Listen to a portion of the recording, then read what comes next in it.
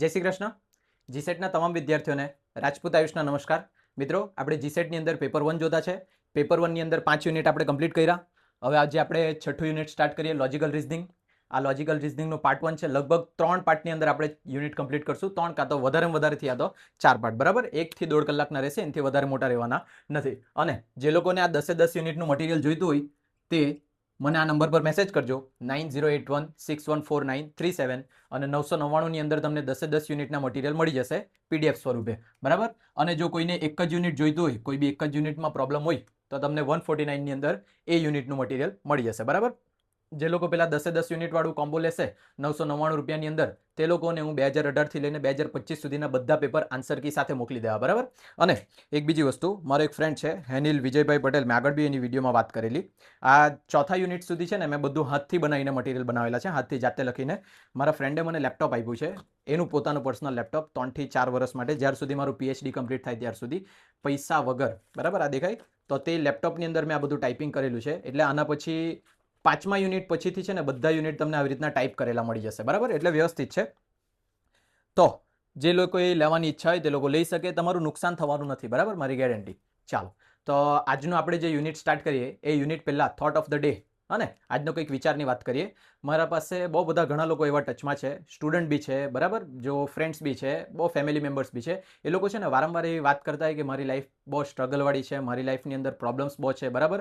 સમસ્યા બહુ છે, બરાબર? આવી રીતના, જેમ કે સ્ટુડન્ટ્સની વાત કરું તો અમુક સ્ટુડન્ટ જોબ કરીને આવે ને પછી એજ્યુકેશન મેળવતા હોય, અથવા તો કોઈ ઘેરે કામ કરીને આવતા હોય, કોઈના પેરેન્ટ્સ નહીં હોય, દાદા દાદી સાથે રહેતા હોય, કે કંઈ બી. ઇન શોર્ટ બહુ બધી પ્રોબ્લેમ્સ છે બધાની લાઈફમાં, અને બધાની લાઈફમાં છે જ.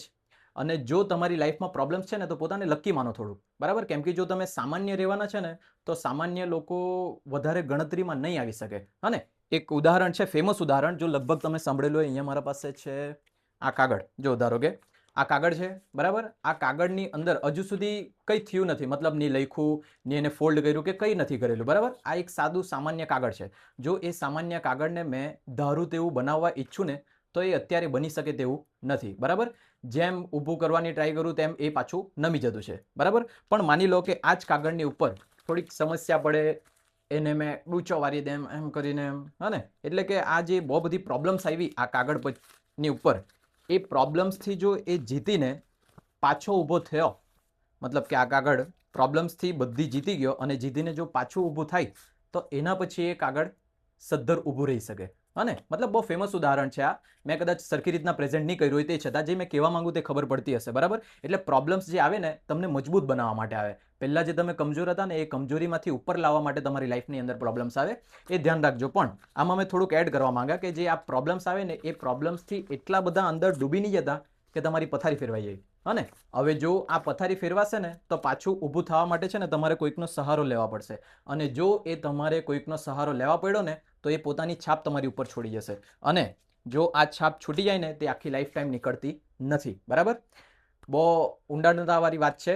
જેને સમજાય તેને વંદન, નહીં સમજાય તે ચંદન. ચાલો, તો આપણે યુનિટ આપણું સ્ટાર્ટ કરીએ, બરાબર? તો આપણે આજે યુનિટ 6 સ્ટાર્ટ કરવાના છે, લોજિકલ રીઝનિંગ, બરાબર? લોજિકલ રીઝનિંગની અંદર નવા નવા વર્ડ શીખવાના. જો બધું સામાન્ય વસ્તુ છે, એ સામાન્ય વસ્તુની અંદરથી છે ને તમારે ખાલી તમારા વર્ડ્સ ઓળખવાના છે. મતલબ કે છે ને, ધારો કે મેં તમને એમ કેમ કે આ મેં ખાવાનું ખાધું, બસ એ ખાવાનું ખાધું તેને તમારી આ લેંગ્વેજમાં શું કહેવાય ને તેવું યાદ રાખવાનું છે. ઇન શોર્ટ, સાદી સિમ્પલ. તો મેં તમને એમ કેમ આની અંદર ખાલી શબ્દો યાદ રાખવાના છે, એ શબ્દોનો મિનિંગ શું થતો છે તે યાદ રાખવાનું છે. મિનિંગ તો બધાને ખબર હશે, બસ એ મિનિંગ માટે આ નવો શબ્દ આજે શીખશો એવું આ યુનિટ છે, લોજિકલ રીઝનિંગ. લોજિક લગાડવાની વાત છે. આના પહેલા આપણે ભણેલા હતા રીઝનિંગની અંદર આપણે બુદ્ધિ દોડાવતા, એમાં બી લોજિક લગાડતા, પણ આના લોજિક થોડાક અલગ આવશે. 3 પાર્ટમાં ડિવાઈડ કર્યા છે. આની અંદર આપણે આર્ગ્યુમેન્ટ્સ વિશે બધા કમ્પ્લીટ કરીએ, એના પછી ઇન્ડિયન ફિલોસોફી કે એવું કંઈક નામ છે તે હેડિંગ આપ્યું છે તે સ્ટાર્ટ કરીએ, અને છેલ્લે ફોલ્સી જોઈએ. ફોલસી કે ફેલ્સી એવું કંઈ કહેવાતું છે, ઇંગ્લિશમાં છે એટલે થોડીક તકલીફ પડે, બરાબર? એની વાત આપણે છેલ્લે કરશું, બરાબર? ચાલો જો તો સ્ટાર્ટ કરીએ યુનિટ. યુનિટની અંદર સૌથી પહેલા આપણે કેનોટેશન અને ડિનોટેશન સમજવાના છે, બરાબર? આ મટીરિયલ સાથે જ રાખવાનું છે, કેમ કે છે ને એની અંદર મેં બધું ડિટેલમાં લખ્યું છે. એક્ઝામ્પલ આપીને કોષ્ટક બનાવીને, જો જ્યાં આકૃતિને એવું ડિઝાઇનને મતલબ એવું મૂકવાનું હતું તે બધું મૂકેલું છે, બરાબર? આની અંદર તો સૌથી પહેલા જે આ કેનોટેશન અને ડિનોટેશન છે ને, આ બંને અર્થ થાય. આ બંને અર્થની અંદર જે ડેનોટેશન મિનિંગ છે એ કોઈ એક વર્ડ છે ને એ એક વર્ડના બહુ બધા મિનિંગ થાય. જેમ કે એક ફેમસ ઉદાહરણ છે આના જ માટે, ઘર. જો તમારા હાઉસની વાત કરું તો હાઉસ બે પ્રકારે તમે એનું અર્થઘટન કરી શકે, એક ડિક્શનરી પ્રમાણે અને બીજું તમારા કનેક્શન પ્રમાણે, બરાબર. ડિક્શનરી પ્રમાણે શું કહી શકું મેં, જે ઈંટ, સિમેન્ટ અને પેલા મટીરિયલ સળિયાથી જે બનાવેલું હોય, 4 દીવાર ઊભું કરેલું હોય, જેની છત હોય, જેમાં બારી હોય, જેમાં દરવાજા હોય, એ તમે શું કહી શકે, એને હાઉસ કહી શકે, બરાબર. જેમાં માણસો રહી શકે, એ તમારા માટે ઘર. પણ જો એનું મેં કનેક્શન રીતે કેમ ને મિનિંગ, તો મારા માટે ઘર એટલે મારું શાંતિની જગ્યા, જ્યાં મેં સુકૂનથી રહી શકું, આ મારા માટે ઘર. તો એક જ વર્ડના બે અલગ અલગ મિનિંગ થયા. ખબર પડતી છે જે સાદી સિમ્પલ ભાષામાં કેમ? હાઉસ વર્ડ જે છે તેના બે મિનિંગ મેં કીધો છે. એક હાઉસનો મિનિંગ શું થાય, જે તમારે ડિક્શનરીમાં લખાયેલું છે કે જે સિમેન્ટ ને ઈંટ ને રેતી ને સળિયાથી બનાવેલું હોય તે. અને બીજો મિનિંગ મેં મારા અંદરથી જે કનેક્શન મહેસૂસ કરું એ વર્ડ સાથે, તે વર્ડનો એક મિનિંગ કેમ. ક્લિયર થાય આટલી વસ્તુ બધાને? તો જે ડિક્શનરીની અંદર શબ્દનો અર્થ લખાયેલો હોય ને, એ અર્થને કહેવાય ડિનોટેશન મિનિંગ, બરાબર. અને જે તમારા કનેક્શનથી મહેસૂસ થતો હોય એ જે મિનિંગ કહેવાય એ જ વર્ડનો, એને કહેવાય કેનોટેશન મિનિંગ, બરાબર. આ ઇંગ્લિશમાં હરખું વાંચતા નહીં આવડે, પણ આના માટે છે ને એક શોર્ટકટ બી લખ્યું છે. જો અહીંયા જો, જે વર્ડ છે, વર્ડ ડી થી સ્ટાર્ટ થાય અને ડિક્શનરી બી ડી થી સ્ટાર્ટ થાય, બરાબર. એટલે ડિનોટેશન મિનિંગ એટલે ડિક્શનરી વાળા. અને અહીંયા કેનોટેશનની અંદર સી જે છે, સી માટે કનેક્શન, બરાબર. જે તમારા હૃદયથી કનેક્ટેડ હોય એવા, બરાબર. એટલે કોઈ બી શબ્દનો જે મિનિંગ છે, બે પ્રકારના મિનિંગ હોય. એક ડિક્શનરી વાળા મિનિંગ, જેને કહેવાય ડિનોટેશન, અને બીજું તમારા કનેક્શન, તમારી અંદરથી જોડાયેલા હોય એવા અર્થ નીકળે, એને કહેવાય કેનોટેશન. એટલે કે જે તમારા કનેક્શનથી ઊભા થતા હોય, બરાબર. આ બે શબ્દો ખાલી સમજવાના હતા તમે, અને તમને બધાને હાઉસના બે મિનિંગ ખબર જ હતા, પણ એને અત્યારે એક નવું હેડિંગ આપ્યું છે તમે, બરાબર. વિડીયો ચેક કરી લે ચાલુ છે કે નહીં, કેમ કે છે ને કટ ને એવું થશે નહીં, એટલે સ્ટાર્ટિંગમાં બી તમને બધું આવેલો અને જય શ્રી કૃષ્ણ વાળું બધું દેખાશે જ, હા ને. એટલે જે એડિટિંગ કરવા વાળું છે ને તેના માટે અલગથી રેકોર્ડિંગ થતી છે ને, મતલબ સાદું વિડીયો છે, બધું નહીં ખબર પડે તમને, છોડો. ચાલો, એના પછી આપણે આર્ગ્યુમેન્ટ્સની વાત કરીએ. હવે આની અંદર છે ને, જો સૌથી પહેલા તો આ મેં સિલેબસ જે છે મારા હાથથી લખેલું તે જ રાખેલું છે, એ જ પેજ, એ મેં પાછું નહીં બનાવ્યું. હવે આની અંદર તમને પહેલા અહીંયા સિલેબસ દેખાઈ જાય, બરાબર. દેખાતું હોય તો આ સિલેબસ લખેલા છે. એના પછી આ કેનોટેશન ને ડિનોટેશનની જે મિનિંગ છે, એ મિનિંગ ગુજરાતી ઇંગ્લિશ બંનેમાં અહીંયા સમજાવેલું છે, અને એક એક ઉદાહરણ બી આપેલું છે અહીંયા, બરાબર. હવે બધી વસ્તુ ડિટેલમાં નહીં કરાવવા, એટલે તો આ મટીરિયલ બનાવ્યું છે. મેં તમને શોર્ટમાં બ્રીફ આપી દેવા બધી વસ્તુ કે શું છે. અહીંયા તમે વાંચવા આવે ને એટલે ટોટલી બધું એવી તમારી જ સામાન્ય ભાષામાં લખેલ છે, બધું ખબર પડી જશે, બરાબર. પણ મેં તે છતાં આને સાથે રાખવાનું છે, એટલે કંઈક ને કંઈક મિસ નહીં થઈ જાય. ચાલો, આમાં જે મેં તમને અત્યારે કીધું ને ટ્રીક, ડી પરથી ડિક્શનરી ને સી પરથી કનેક્શન, એવું બી ચોખ્ખું લખેલું છે મેં. યાદ રાખવાની શોર્ટકટ ટ્રીક એમ કરીને એવું હેડિંગ આપ્યું છે. હવે બીજું તો એનાથી સારું શું હેડિંગ આપતે, અહીંયા દેખાતું હશે, યાદ રાખવાની શોર્ટકટ ટ્રીક એમ કરીને હેડિંગ આપ્યું છે, બરાબર. ચાલો, તો હવે આપણે જોઈએ આર્ગ્યુમેન્ટ્સ. સૌથી પહેલા એનો મિનિંગની વાત કરીએ તો an arguments is a logical structure where one statement is derived as a conclusion based on supporting evidence provided by other statement called premise, બરાબર. એટલે કે જે આર્ગ્યુમેન્ટ છે ને, આર્ગ્યુમેન્ટની વાત કરીએ તો તમે જ્યારે કોઈક સાથે વાતચીત કરતા હોય, વાતચીતને બી આર્ગ્યુમેન્ટ કહેવાય. એટલે ખાલી ઝઘડો કરે ને એ ઝઘડાને જ આર્ગ્યુમેન્ટ નથી કહેવાતું. તમે જો કોઈક સાથે વાતચીત કરતા છે એ વાતચીતને બી આર્ગ્યુમેન્ટ જ કહેવાય, હા ને. એ આર્ગ્યુમેન્ટની અંદર કોઈ વસ્તુ જ્યારે સાબિત કરવાની હોય ને, તો એ સાબિત કરવા માટે છે ને કોઈક વાક્યો અપાતા રહે, એ વાક્યો પરથી એ વસ્તુ સાબિત થાય. એક્ઝામ્પલ આપું, સાદું સિમ્પલ, કે શું લખું,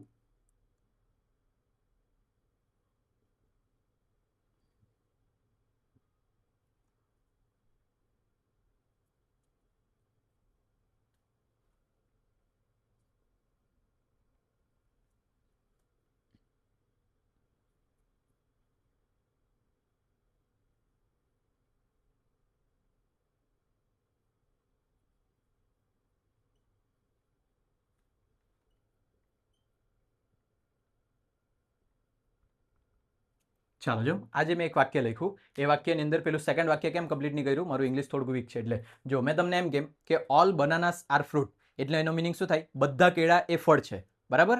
ઓલ બનાનાસ આર ફ્રૂટ એનો મિનિંગ એવો થાય કે બધા કેળા એ શું છે, ફળ. તો હવે ધારો કે આ મારા હાથમાં એક યલો કલરનું કેળું હોય, બરાબર. આ બી બનાના છે. પહેલા વાક્યની અંદર મેં શું કીધું કે બધા કેળા એ ફ્રૂટ છે. આ મારા હાથમાં બી એક કેળું છે, તો એનો મિનિંગ શું થાય કે આ કેળું બી શું હશે, ફ્રૂટ હશે. ક્લિયર થાય છે મેં કહેવા માંગુ? તો મેં આવું કહેવા માંગતો હતો કે આ જે કેળું છે તે ફ્રૂટ છે. એ ફ્રૂટ કહેવા માટે મેં અલગથી બે પ્રિમાઇઝ આપ્યા, બરાબર. આ જે છે પ્રિમાઇઝ 1, આ પ્રિમાઇઝ 2, આ બંને ઉપરથી મેં કોન્ક્લુઝન પર આવ્યો, એટલે કે ફાઇનલ નિષ્કર્ષ પર આવ્યો, બરાબર. પરિસર કહેવાય આને, પહેલું પરિસર, બીજું પરિસર, અને એમ કરીને મેં નિષ્કર્ષ પર આવ્યો, આના પર, કોન્ક્લુઝન પર, કે આ કેળું બીજ શું છે, ફળ. આ જે છે ને એને જ કહેવાય આર્ગ્યુમેન્ટ, બરાબર. એ આર્ગ્યુમેન્ટ કમ્પ્લીટ કરવા માટે ત્રણ વસ્તુ હોવી જરૂરી છે. એમ જોવા જાય તો બે જ, એક પ્રિમાઇઝ અને બીજું કોન્ક્લુઝન. અહીંયા મેં એક ઉદાહરણ બીજું બી લખ્યું હશે. તમારા આની અંદર બે અલગ ઉદાહરણ આપ્યા છે. આનાથી અલગ ઉદાહરણ આપવાનું ટ્રાય કરા, એટલે આની અંદર પાછું જોઈએ તો બે વખત થોડુંક અલગ અલગ બી મેચ થાય તમારું, બરાબર? તો જો અહીંયા પ્રિમાઇઝ 1 ની અંદર લખેલું છે મેં ઓલ કેટ્સ આર એનિમલ. એનો મિનિંગ એવો કે બધી બિલાડી જે છે તે પ્રાણી છે. પછી મેં એમ કીધું પ્રિમાઇઝ 2 મિક્કી. ધારો કે મારી ઘરે કોઈ બિલાડી હોય, એનું નામ મેં રાખેલું છે મિક્કી. મિક્કી ઇઝ અ કેટ. તો આનો મિનિંગ શું થયો? કેટ. આ જે મિક્કી છે, મિક્કી તો શું હશે? એનિમલ. પાછું સમજો, થોડુંક અલગ લાગતું હશે, અજીબ લાગતું હશે, પણ તે છતાં આવું જ છે તમારું લોજિકલ રિઝનિંગ, બરાબર? આના પછીના યુનિટ એકદમ પાછા નેચરલ આવી જશે, જેવું તમે ભણતા હતા તેવું. જોજો અહીંયા પ્રિમાઇઝ 1 ની અંદર મેં શું કીધું? All cats are animal. એનો મિનિંગ શું? બધી બિલાડી એ પ્રાણીઓ છે, બરાબર? તો મારી ઘરે એક બિલાડી છે, એનું નામ છે મિક્કી. મિક્કી જો બિલાડી છે તો એનો મિનિંગ એવો થાય કે મિક્કી એ શું હશે? એનિમલ હશે. ક્લિયર થાય? એટલે કે આ એક કોન્ક્લુઝન પર પહોંચવા માટે, મિક્કી જે છે તે એનિમલ છે, તે કોન્ક્લુઝન પર પહોંચવા માટે મારે બે પ્રિમાઇઝ આપવા પડ્યા, બરાબર? કે એ જે છે એ સત્ય છે, બસ સાબિત થવાનું બાકી છે. પ્રિમાઇઝનો મિનિંગ એવો થાય સત્ય જે છે તે સાબિત થવાનું હજુ બાકી છે. જે હજુ એક ઉદાહરણ આપીએ. આની અંદર લખેલું છે મેં ચોખ્ખું ઓલ સર્ટિયર્સ. અમે ગુજરાતીમાં છું, બધા ખાટા ફળોમાં વિટામિન સી હોય, બરાબર? બધા ખાટા ફળોની અંદર વિટામિન સી હોય. ઓરેન્જ એટલે કે નારંગી જે છે, બરાબર? નારંગી એ ખાટું ફળ છે, હા ને? જોજો અહીંયા બધા ખાટા ફળોની અંદર વિટામિન સી હોય. નારંગી એ ખાટું ફળ છે, તેથી મેં એવું કહી શકું કે નારંગીની અંદર બી શું હશે? Vitamin C. તો નારંગીની અંદર વિટામિન સી છે એ સાબિત કરવા માટે મારે બે પ્રિમાઇઝ આપવા પડ્યા. કયા કયા પ્રિમાઇઝ? કે ખાટા ફળોની અંદર વિટામિન હોય અને નારંગી એ ખાટું ફળ છે. આનો મિનિંગ એવો થયો કે નારંગીની અંદર બી કયું છે? Vitamin C. આ જે છે અત્યારે થોડુંક ઇલોજિકલ લાગતું હશે, ધીરે ધીરે થોડુંક આગળ વધશે ને એટલે આવડી જશે, બરાબર? અહીંયા સીધું પૂરું થશે એટલે તો બધું તમે યુઝ ટુ થઈ જવાના છે, હા ને? ચાલો, તો એના માટે મેં પહેલા તો બે વાક્ય હજુ લખ્યા છે, પ્રિમાઇઝનો મિનિંગ ને કોન્ક્લુઝનનો મિનિંગ. પ્રિમાઇઝ એટલે જે છે ને, જે વિધાન નિષ્કર્ષ માટે પુરાવો કે સમર્થન આપે છે તેને પરિસર કહેવાય છે. પરિસર એટલે જ છે પ્રિમાઇઝ, બરાબર? પ્રિમાઇઝ એટલે ગુજરાતીમાં પરિસર. એ જે પરિસર છે, જે વાક્ય તમારું સાબિત થવાનું છે ને, એ સાબિત થવા માટે છે ને તમને એમ સપોર્ટ કરતું રહે પ્રિમાઇઝ. આ દેખાય? આ જે છે મિક્કી એ એનિમલ છે, આ પ્રાણી છે, એ સપોર્ટ કરવા માટે, મતલબ કે આ સાબિત કરવાનું છે, એ સાબિત કરવા માટે આ બંને સપોર્ટ કરતા છે. અહીંયા બનાના ફળ છે, એ સાબિત કરવા માટે આ બંને સપોર્ટ કરતા છે. એટલે પ્રિમાઇઝ હંમેશા સપોર્ટિવ હોય, ધ્યાન રાખજો, બરાબર? ફિટ રાખજો અહીંયા. અને કોન્ક્લુઝન માટે લખેલું છે પરિસર પરથી જે અંતિમ તારણ કાઢવામાં આવે છે તેને નિષ્કર્ષ કહેવાય છે. નિષ્કર્ષ એટલે કોન્ક્લુઝન, બરાબર? આના પરથી જે ફાઇનલ તારણ નીકળે ને એને કહેવાય કોન્ક્લુઝન. અને એક તમને નહીં ખબર હોય ને તો બહુ જૂના ટાઈમે, બહુ જૂના એટલે કે લગભગ મેં 6ઠા 7મામાં આવવાના કે 8મામાં, ત્યારે તે ટાઈમે છે ને બધું માથાકૂટ બહુ ચાલતી. મતલબ કે દોસ્તાર સાથે અમારા કે કોઈ વસ્તુમાં મેં માનતો હું, કોઈ વસ્તુમાં એ માનતા, એને આવી રીતના થોડુંક છે ને નાટક ચાલતા રહેતા. નલ્લા હતા ને ત્યારે, એટલે બુદ્ધિ એટલી નહીં હતી, બરાબર? તો તે ટાઈમે છે ને અમે બહુ બધા વાતો કરતા કે મંદિર કેમ જાય એમ, હા ને? આ અમારા ટાઈમે, તે ટાઈમે અમે બહુ આવી રીતના વાત કરતા હતા. અમથા જ લલ્લુ જ હતા અમે બધા, પણ તે છતાં આવી રીતના વાત કરતા કે જો ધારો કે મેં મારા ફ્રેન્ડને એમ પૂછું, કાં તો મારો ફ્રેન્ડ મને એમ પૂછે કે તું મંદિર કેમ નહીં જાય, હા ને? તો મેં એમ કીધું કે એવું કંઈક પેલું જરૂરી થોડી છે કે મંદિર જવા જ જોઈએ, હા ને? પણ પછી કંઈક તો થયેલું, બરાબર? મેં હરખું યાદ નહીં કરી શક્યા. કરો અમારા દોસ્તારોની જ વાત છે આ બે વચ્ચે અમારા, કે હા, જો હા, બરાબર, યાદ આવી ગયું. જો મેં એમ કીધેલું, ધારો કે મેં એમ કેમ કે ભગવાન જો બધી જગ્યા હોય તો મારે મંદિર જવાનું શું કામ છે? ખબર પડે આ વસ્તુ? મેં શું કીધું? ભગવાન બધી જગ્યાએ છે તો મંદિર જઈને શું કામ છે એમ. તો પછી મારા ફ્રેન્ડે રિપ્લાય આપ્યો કે જો હવા બધી જગ્યાએ છે, હા કે ના? હવા બધી જગ્યાએ છે, પણ તે છતાં જ્યારે તમને ગરમી લાગે તો ત્યારે શું કરે? તું પંખો સ્ટાર્ટ કરે, ક્યાં તો પછી કુલરની સામે બેસે, બરાબર? આ મેં અત્યારની વાત નહીં કરું, 6ઠા 7માની વાત કરો, આવી રીતના વાત કરતા. પણ અત્યારે જો થોડીક રીલ લેવી જોઈએ ને તો એ રીલની અંદર બી પાછું આવી રીતના ઉદાહરણ આવતા છે, હા ને? એટલે જો એક વસ્તુ એ સાબિત કરવા માટે, કઈ વસ્તુ એ સાબિત કરવા માંગતો હતો? કે મંદિરની અંદર જાય તો તમારી ભક્તિ આગળ આવે, બરાબર? જે જોઈતું પરિણામ છે તે મેળવી શકે. અજીબ લાગતું હોય પણ સાંભળો, હા ને? પણ તે મારા ફ્રેન્ડે એક વસ્તુ સાબિત કરવા માટે એણે શું કીધું? એક પરિસર આપ્યો. પરિસર એટલે તને ખબર છે બધી જગ્યાએ હવા છે, આ પ્રિમાઇઝ 1 થયું. બીજું એણે પ્રિમાઇઝ શું આપ્યું? કે તને જ્યારે ગરમી લાગે ત્યારે તું પંખા નીચે જાય, આ પ્રિમાઇઝ 2 આપ્યું. તો એનો મિનિંગ એવો થાય કે જો તને ભગવાનની જરૂર હોય તો તારે ક્યાં જવા પડે? મંદિર જવા પડે, ભલે એ બધી જગ્યાએ. આવી રીતના છે. આ રેગ્યુલર લાઈફમાં તમે વાપરતા જ છે, પણ એના પરથી તમારે અત્યારે લોજિકલી જોવાનું છે. કેમ આ લોજિકલી જોવાનું છે ને? આ બધું ભણે પછી ખબર પડશે કે આને છૂટું કેમ પાડવાનું, પ્રિમાઇઝ કેમ છૂટું પડે, પછી પ્રિમાઇઝ 2 કેમ છૂટું પડે, કોન્ક્લુઝન કેમ છૂટું પડે, બરાબર? લગભગ આટલે સુધી તો ખબર પડી હશે પ્રિમાઇઝ શું છે ને કોન્ક્લુઝન શું છે, બરાબર? પ્રિમાઇઝ એ જે સાબિત કરવા માંગતું છે, કોન્ક્લુઝન જે સાબિત થવાનું છે ને એને સપોર્ટ કરે, અને કોન્ક્લુઝન પ્રિમાઇઝનું પરિણામ છે, બરાબર? ચાલો, એના પછી આગળ વધીએ થોડુંક. આમાં મેં 2-3 અલગ એક્ઝામ્પલ આપ્યા છે. એક હજુ એક્ઝામ્પલ છે, every professional researcher is committed two accuracy, બરાબર. અને એના પછી બીજું છે doctor Mehta is a professional researcher. એનો મિનિંગ એવો થાય કે ડોક્ટર મહેતા બી કેવા છે, કમિટેડ ટુ એક્યુરેસી, બરાબર. એટલે પરફેક્ટ છે, મતલબ આ વાંચજો નહીં, ગુજરાતીમાં પછી ખબર પડી જશે. ચાલો, એના પછી એકાદ ઇમ્પોર્ટન્ટ નોટ બી રાખી છે મેં, યાદ રાખવા જેવી બાબત. The relationship between a premise and conclusion is the core of an argument. એટલે કે પરિસર અને નિષ્કર્ષ વચ્ચેનો સંબંધ એ દલીલનો મુખ્ય ભાગ છે. અને જે પેલા લોજિક વાળી વાત કરી ને મારા ફ્રેન્ડે, એ અને એનું કોન્ક્લુઝન, પરિણામ, એ બંનેની અંદર કોઈ લોજિક હોવા જોઈએ. લોજિક વગરની વાત કરતા રહીને તો તમે બી જોજો તમને હસવું આવે. ખાસ કરીને નેતા લોકો કે પછી કોઈક બાવા લોકો જ્યારે છે ને ઓનલાઈન તમે જોયા હશે, લલ્લુ જેવી કંઈક ને કંઈક વાત કર્યા કરતા રહે, ને તો પેલું જોયેલું જ નહીં મળે તમે કે ઇન્ટરવ્યુની અંદર પૂછે પેલા નાના છોકરાને કઈ સ્કૂલમાં જાય તો બેગન, એમ કે મતલબ ઇલોજિકલ થયું કે નહીં, એવું ઇલોજિકલ નહીં રહેવા જોઈએ. પ્રિમાઇઝ ને કોન્ક્લુઝનની અંદર લોજિક રહેવા જોઈએ, બંને કનેક્ટેડ રહેવા જોઈએ, બરાબર. જેમ કે મેં અહીંયા એવી રીતના લખું કે all cats are animal, Mickey is a dog, બરાબર. ધેરફોર માય વોલેટ લોસ, બરાબર. આની અંદર કઈ લોજિક છે? પેલા કૂતરા છે, પેલા બિલાડા છે, પણ મારું પોકેટ ખવાઈ ગયું અને વોલેટ ખવાઈ ગયું, બરાબર. આવી રીતના કોઈ લોજિક વગરની વાત નહીં. આ બંનેની અંદર લોજિક રહેવા જોઈએ. ઇંગ્લિશ કદાચ મારું કોઈ વાક્યોની અંદર સેન્ટેન્સ ખોટાય ને તો હસ્યા કરજો આરામથી બેહીને.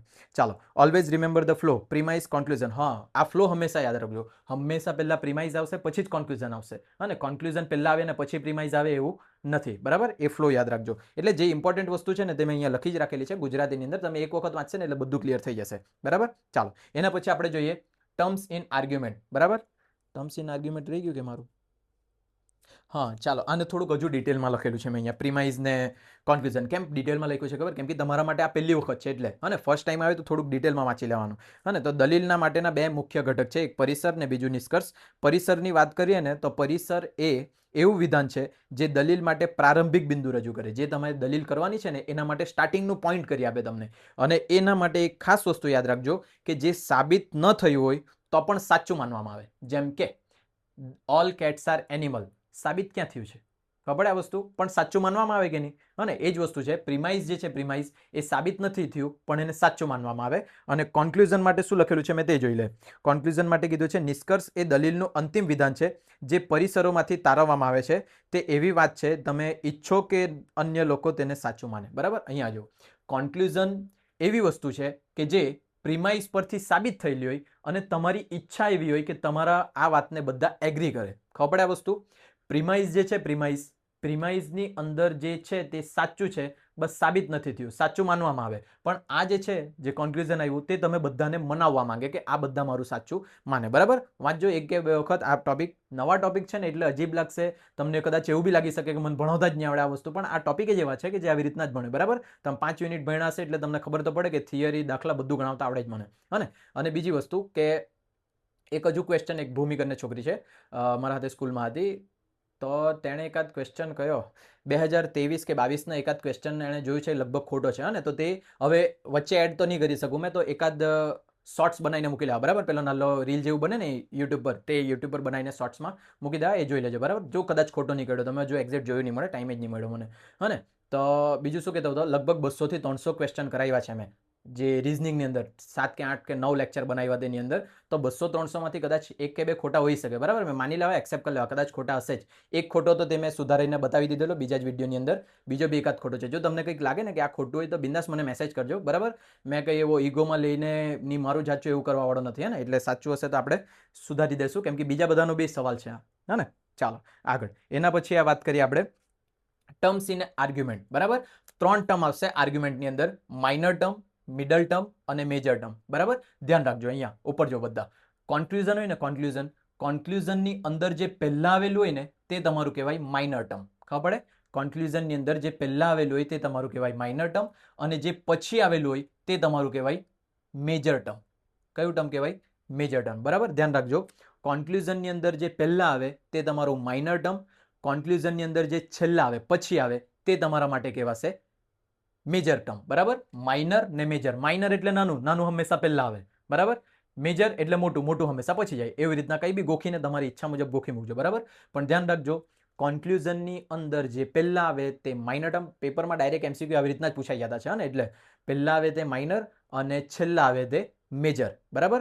અને મિડલ ટર્મ એટલે એવો ટર્મ કે જે બંને પ્રિમાઇઝમાં છે પણ કોન્ક્લુઝનમાં નથી. બંને પ્રિમાઇઝમાં છે પણ કોન્ક્લુઝનમાં નથી, એવો ટર્મ જે હોય તેને કહેવાય મિડલ ટર્મ. એટલે કે આની અંદર જો આમાં બી કેટ છે, આમાં બી કેટ છે, પણ કોન્ક્લુઝનમાં કેટ છે નથી. તો આ કેટ તમારા માટે કયું ટર્મ બની ગયું? Middle term. બરાબર. પાછું એક વખત રિપીટ કરીએ. ટર્મ્સ ઇન આર્ગ્યુમેન્ટની અંદર આ 3 ટર્મ આવશે: માઇનર ટર્મ, મિડલ ટર્મ ને મેજર ટર્મ. માઇનર ટર્મ એટલે કોન્ક્લુઝનની અંદર જે પહેલા આવેલું હોય તે માઇનર, કોન્ક્લુઝનની અંદર જે છેલ્લા આવેલું હોય તો મેજર. અને બંને પ્રિમાઇઝની અંદર છે પણ તમારા કોન્ક્લુઝનની અંદર નથી, તો તે તમારો કયો ટર્મ બનશે?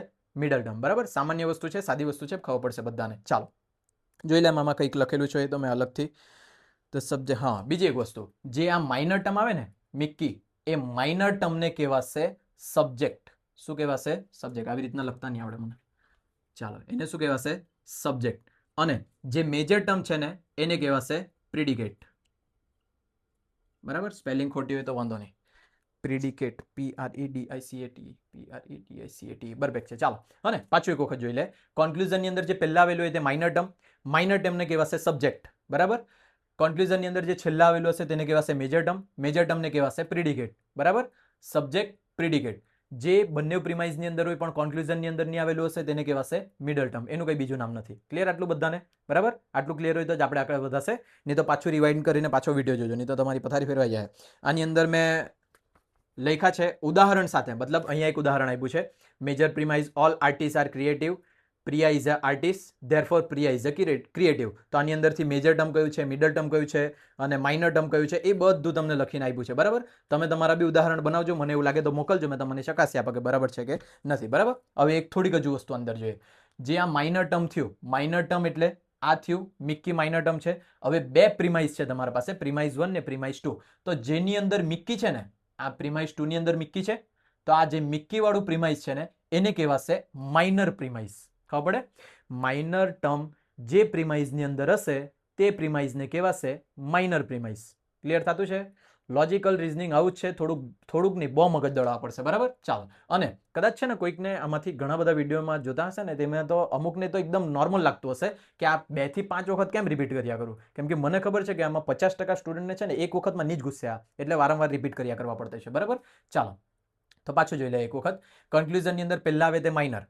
માઇનર જે પ્રિમાઇઝની અંદર હશે, સેકન્ડ પ્રિમાઇઝની અંદર છે માઇનર, માઇનર એટલે મિક્કી. બરાબર. તો એ પ્રિમાઇઝ બનશે મારું કયું પ્રિમાઇઝ? માઇનર પ્રિમાઇઝ.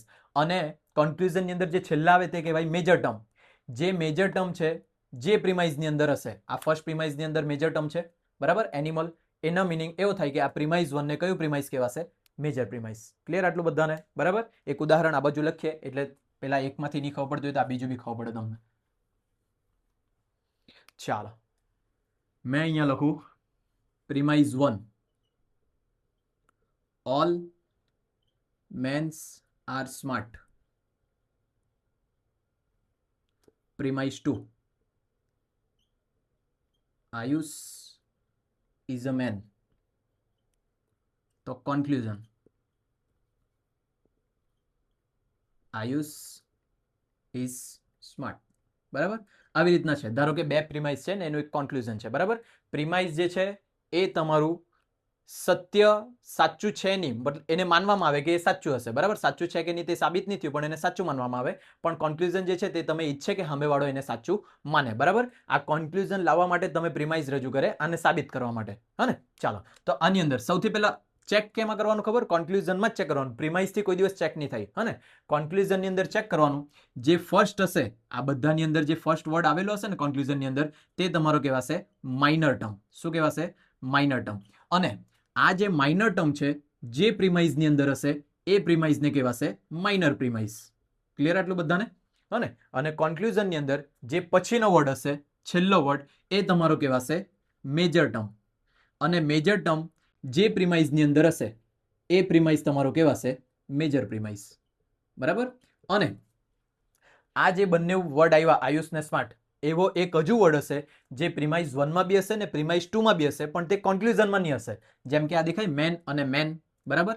મેન અને મેન. બરાબર. આ બહુવચન છે ને આ એક વચન છે. આ બંને વર્ડ તમારા પ્રિમાઇઝમાં છે પણ કન્ક્લુઝનમાં આવ્યા નથી. તો આને કહેવાશે કયા ટર્મ? Middle term. બરાબર. બસ, આનાથી વધારે ડિટેલમાં નહીં જવાનું આપણે. ચાલો આગળ વધીએ આપણે.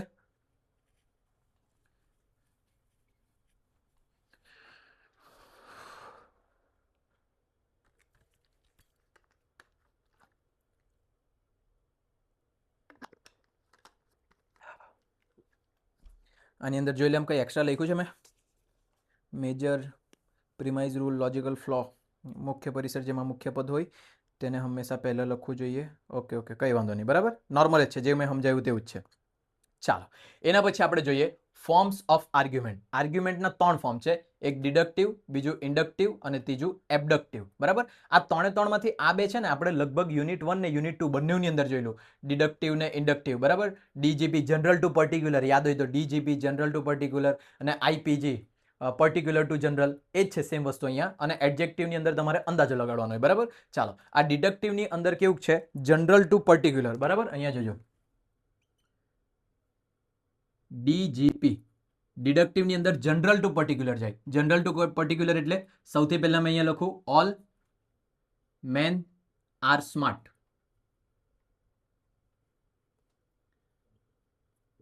આયુષ ઇઝ મેન,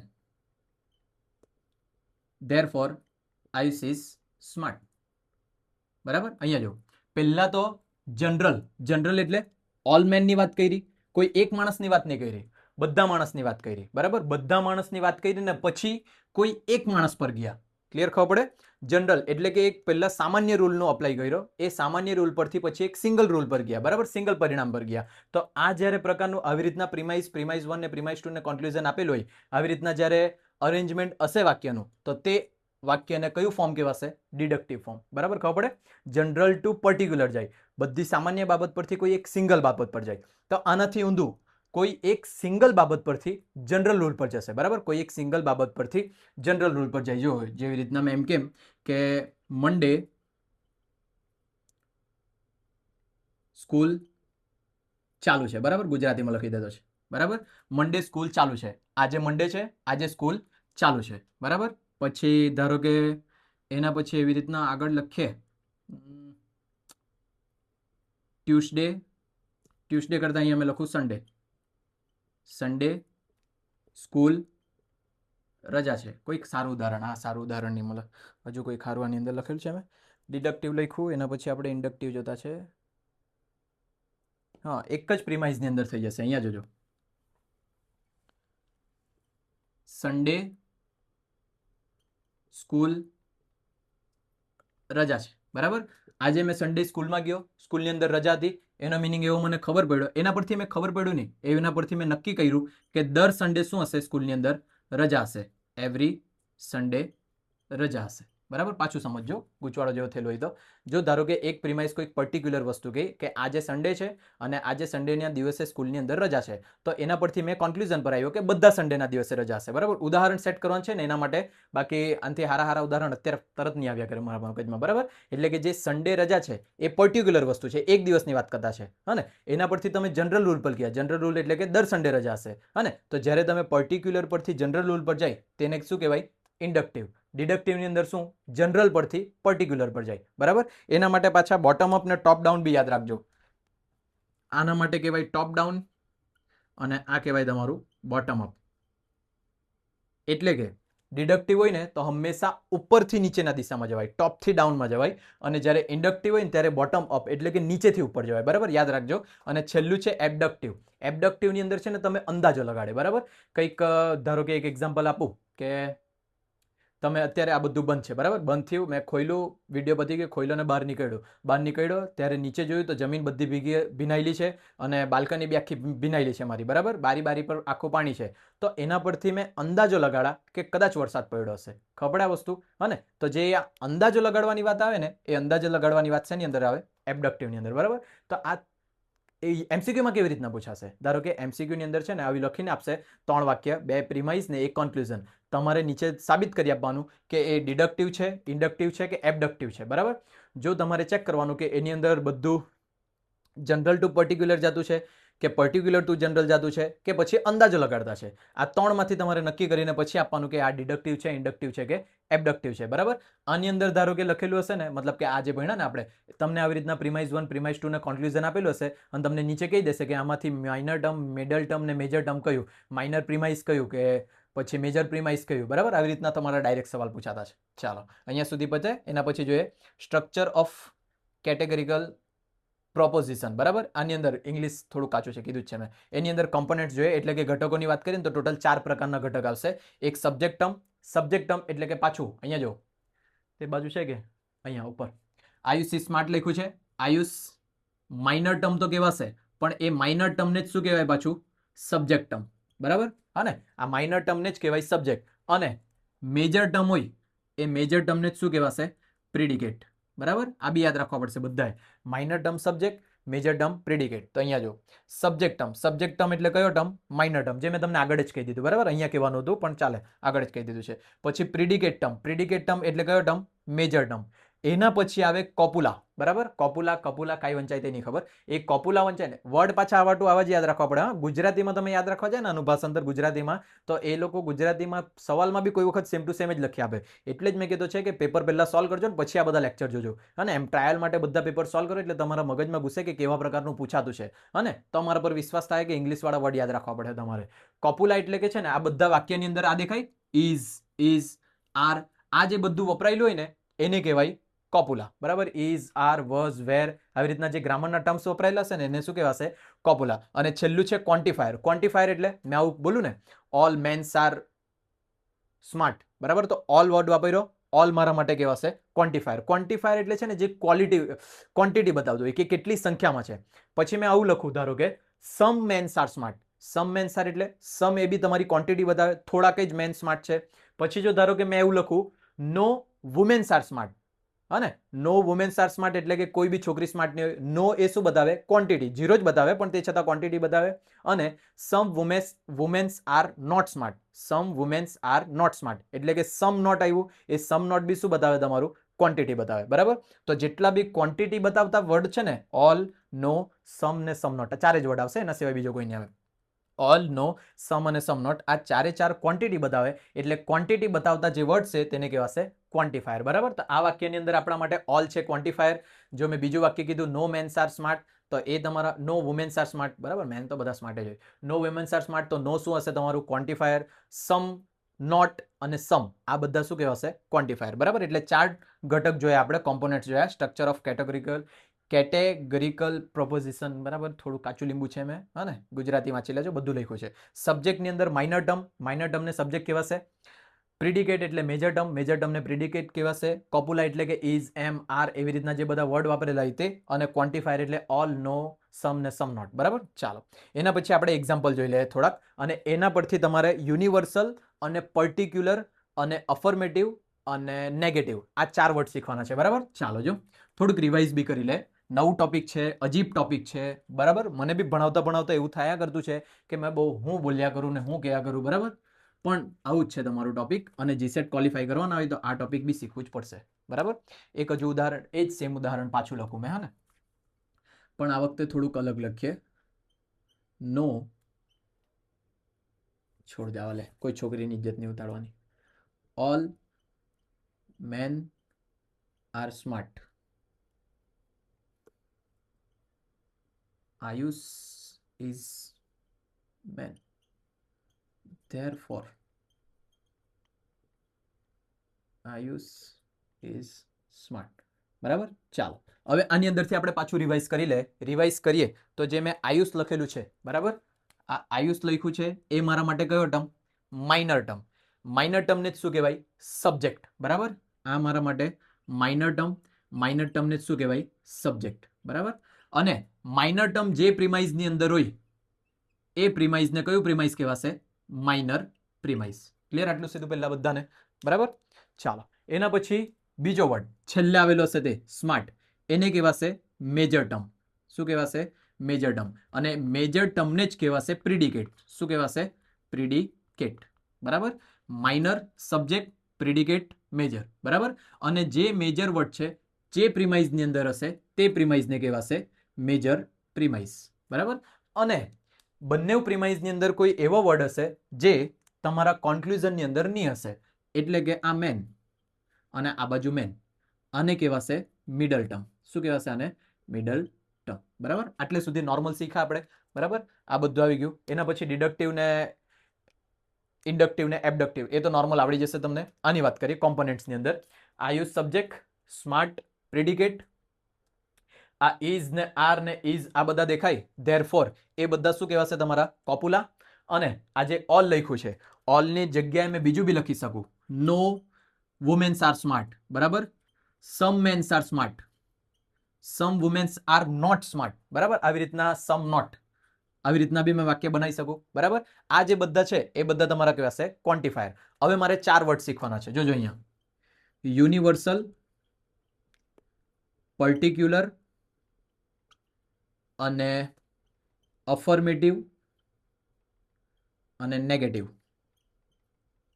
આ જે અફર્મેટિવ છે ને એને જ કહેવાય પોઝિટિવ.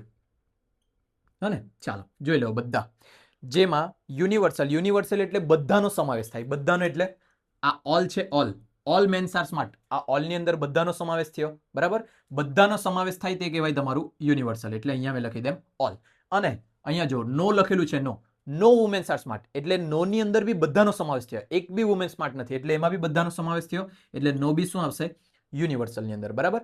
પર્ટિક્યુલરની અંદર થોડાકનો સમાવેશ થાય. તમે અહીંયા લખું સમ મેન્સ આર સ્માર્ટ, તો બધા મેનની વાત નહીં કરે. સમ એટલે કે થોડાકની વાત કરે, પર્ટિક્યુલરની વાત કરે. પર્ટિક્યુલરની વાત કરે તો તેવા ટાઈમે કેની અંદર આવશે? પર્ટિક્યુલરની અંદર. એટલે કે અહીંયા મેં લખું સમ.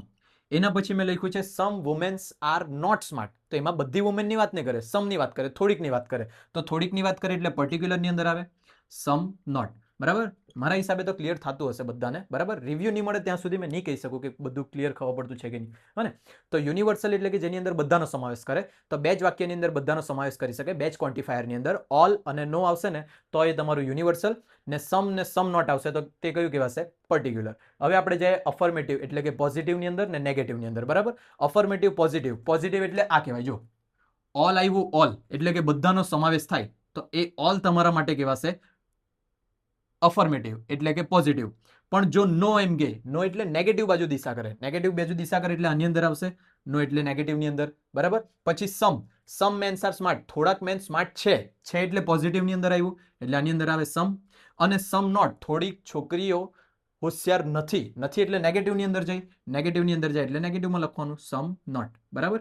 એટલે જો હરગું ખબર પડતું હોય તો ઓલ ને નો યુનિવર્સલ છે, સમ ને સમ નોટ પર્ટિક્યુલર છે, ઓલ ને સમ અફર્મેટિવ એટલે કે પોઝિટિવ છે, અને નેગેટિવની અંદર આવશે નો અને સમ નોટ. તો આને જો આપણે એક ખાતે લખીએ, ઓલ જે છે તે યુનિવર્સલમાં બી છે ને અફર્મેટિવની અંદર બી છે.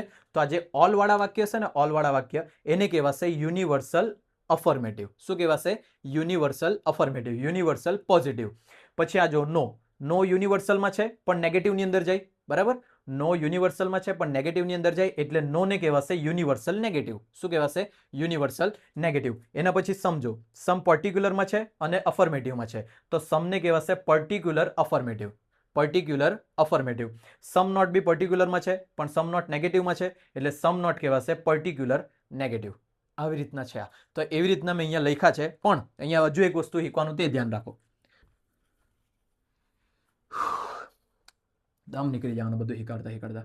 AEIO, આ જે એ છે ને, ઓલ વાળા વાક્યોને કહેવાય એ, પછી નો વાળા વાક્યોને કહેવાય ઈ, સમ વાળા વાક્યોને કહેવાય આઈ, અને સમ નોટ વાળા વાક્યોને કહેવાય ઓ. લગભગ એરિસ્ટોટલ આપેલું. એરિસ્ટોટલ બહુ બધું કામ કરી ગયેલો ને, એટલે ધ્યાન રાખજો. તો જે અત્યારે મેં 4 વાક્ય કીધા ને, ઓલ, નો, સમ ને સમ નોટ, તો ઓલ વાળા વાક્ય કહેવાય એ, નો વાળા કહેવાય ઈ, સમ વાળા કહેવાય આઈ ને સમ નોટ વાળા કહેવાય ઓ. AEIO આ ક્રમમાં જ રહેવા જોઈએ યાદ તમને, બરાબર. તો હવે ઓલ માટે શું કીધું મેં? યુનિવર્સલ. ઓલ એટલે યુનિવર્સલ, બધાનો સમાવેશ થાય, અને ઓલ એટલે પોઝિટિવ છે એટલે અફર્મેટિવ, તો યુનિવર્સલ અફર્મેટિવ. તો અહીંયા જો એ બરાબર યુનિવર્સલ અફર્મેટિવ. યુનિવર્સલ અફર્મેટિવની અંદર બધાનો સમાવેશ થાય એટલે કે ઓલ આવ્યું. All students are hard working, positive વસ્તુ કહેવાય, બધા સ્ટુડન્ટ હાર્ડ વર્કિંગ છે, બધાનો સમાવેશ થયો અને પોઝિટિવ વાત કરી આખી એટલે યુનિવર્સલ અફર્મેટિવ. આ ટૂંકમાં લખ્યું છે મેં. પછી ઈ એટલે નો વાળા વાક્ય. નો વાળા વાક્ય એટલે નોની અંદર બી બધાનો સમાવેશ થાય એટલે યુનિવર્સલ તો છે પણ નેગેટિવ છે એટલે એને કહેવાશે યુનિવર્સલ નેગેટિવ. તો એની અંદર નોથી વાક્ય સ્ટાર્ટ થશે. નો સ્ટુડન્ટ્સ આર લેઝી, કોઈ બી સ્ટુડન્ટ લેઝી નથી. પણ તમારે એ નથી જોવાનું કે આ વાક્યનો મિનિંગ પોઝિટિવ થાય, તમારે તો એ જોવાનું છે કે વાક્ય રચના પોઝિટિવ છે કે નેગેટિવ. અને તો નો થી સ્ટાર્ટ થાય એટલે નેગેટિવ વાક્ય રચના કહેવાય. હા, એટલે આ નેગેટિવ વાક્ય રચનાના કારણે આને કહેવાશે યુનિવર્સલ નેગેટિવ. પછી સમ, આઈ એટલે શું કહેવાશે? સમ, બરાબર. સમ થી વાક્ય સ્ટાર્ટ થાય તેને કહેવાય આઈ. તો સમ આવે ત્યારે પર્ટિક્યુલર આવે, અને સમ ઉદાહરણ જો, સમ સ્ટુડન્ટ્સ આર એથ્લેટિક્સ, બરાબર. થોડાક જે સ્ટુડન્ટ્સ છે તે એથ્લેટિક્સ છે, બરાબર, એટલે કે સ્પોર્ટ્સની અંદર રમતા હોય તે. હા, તો આ પોઝિટિવ વસ્તુ છે અને થોડાકની જ વાત કરી. થોડાકની વાત કરી એટલે પર્ટિક્યુલર, પોઝિટિવ છે એટલે અફર્મેટિવ. અને પછી ઓ એટલે સમ નોટ, બરાબર. સમ નોટ દેખાય, some students are not athletics, athletics જ છે ને, હા બરાબર. તો જ્યારે સમ નોટનો સમાવેશ થાય, સમ નોટ કહેવાશે ઓ, અને સમ નોટ થોડાકની વાત કરીએ એટલે પર્ટિક્યુલર, નોટ આવ્યું એટલે નેગેટિવ, તો એને કહેવાશે પર્ટિક્યુલર નેગેટિવ. મારા હિસાબે આટલાથી તો ખબર પડવા જોઈએ બરાબર બધાને. એ ઈ આઈ ઓ, એ એટલે ઓલ, ઈ એટલે નો, આઈ એટલે સમ, ઓ એટલે સમ નોટ. ઓલ માટે કહેવાય યુનિવર્સલ પોઝિટિવ, નો માટે કહેવાય યુનિવર્સલ નેગેટિવ, આઈ માટે કહેવાય પર્ટિક્યુલર પોઝિટિવ, અને ઓ માટે કહેવાય પર્ટિક્યુલર નેગેટિવ.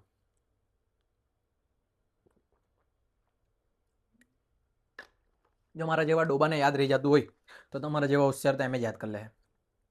બરાબર, ચાલો આ બધું ક્વોન્ટિફાયર. હવે આપણે જોઈએ સ્ક્વેર ઓફ ઓપોઝિશન્સ.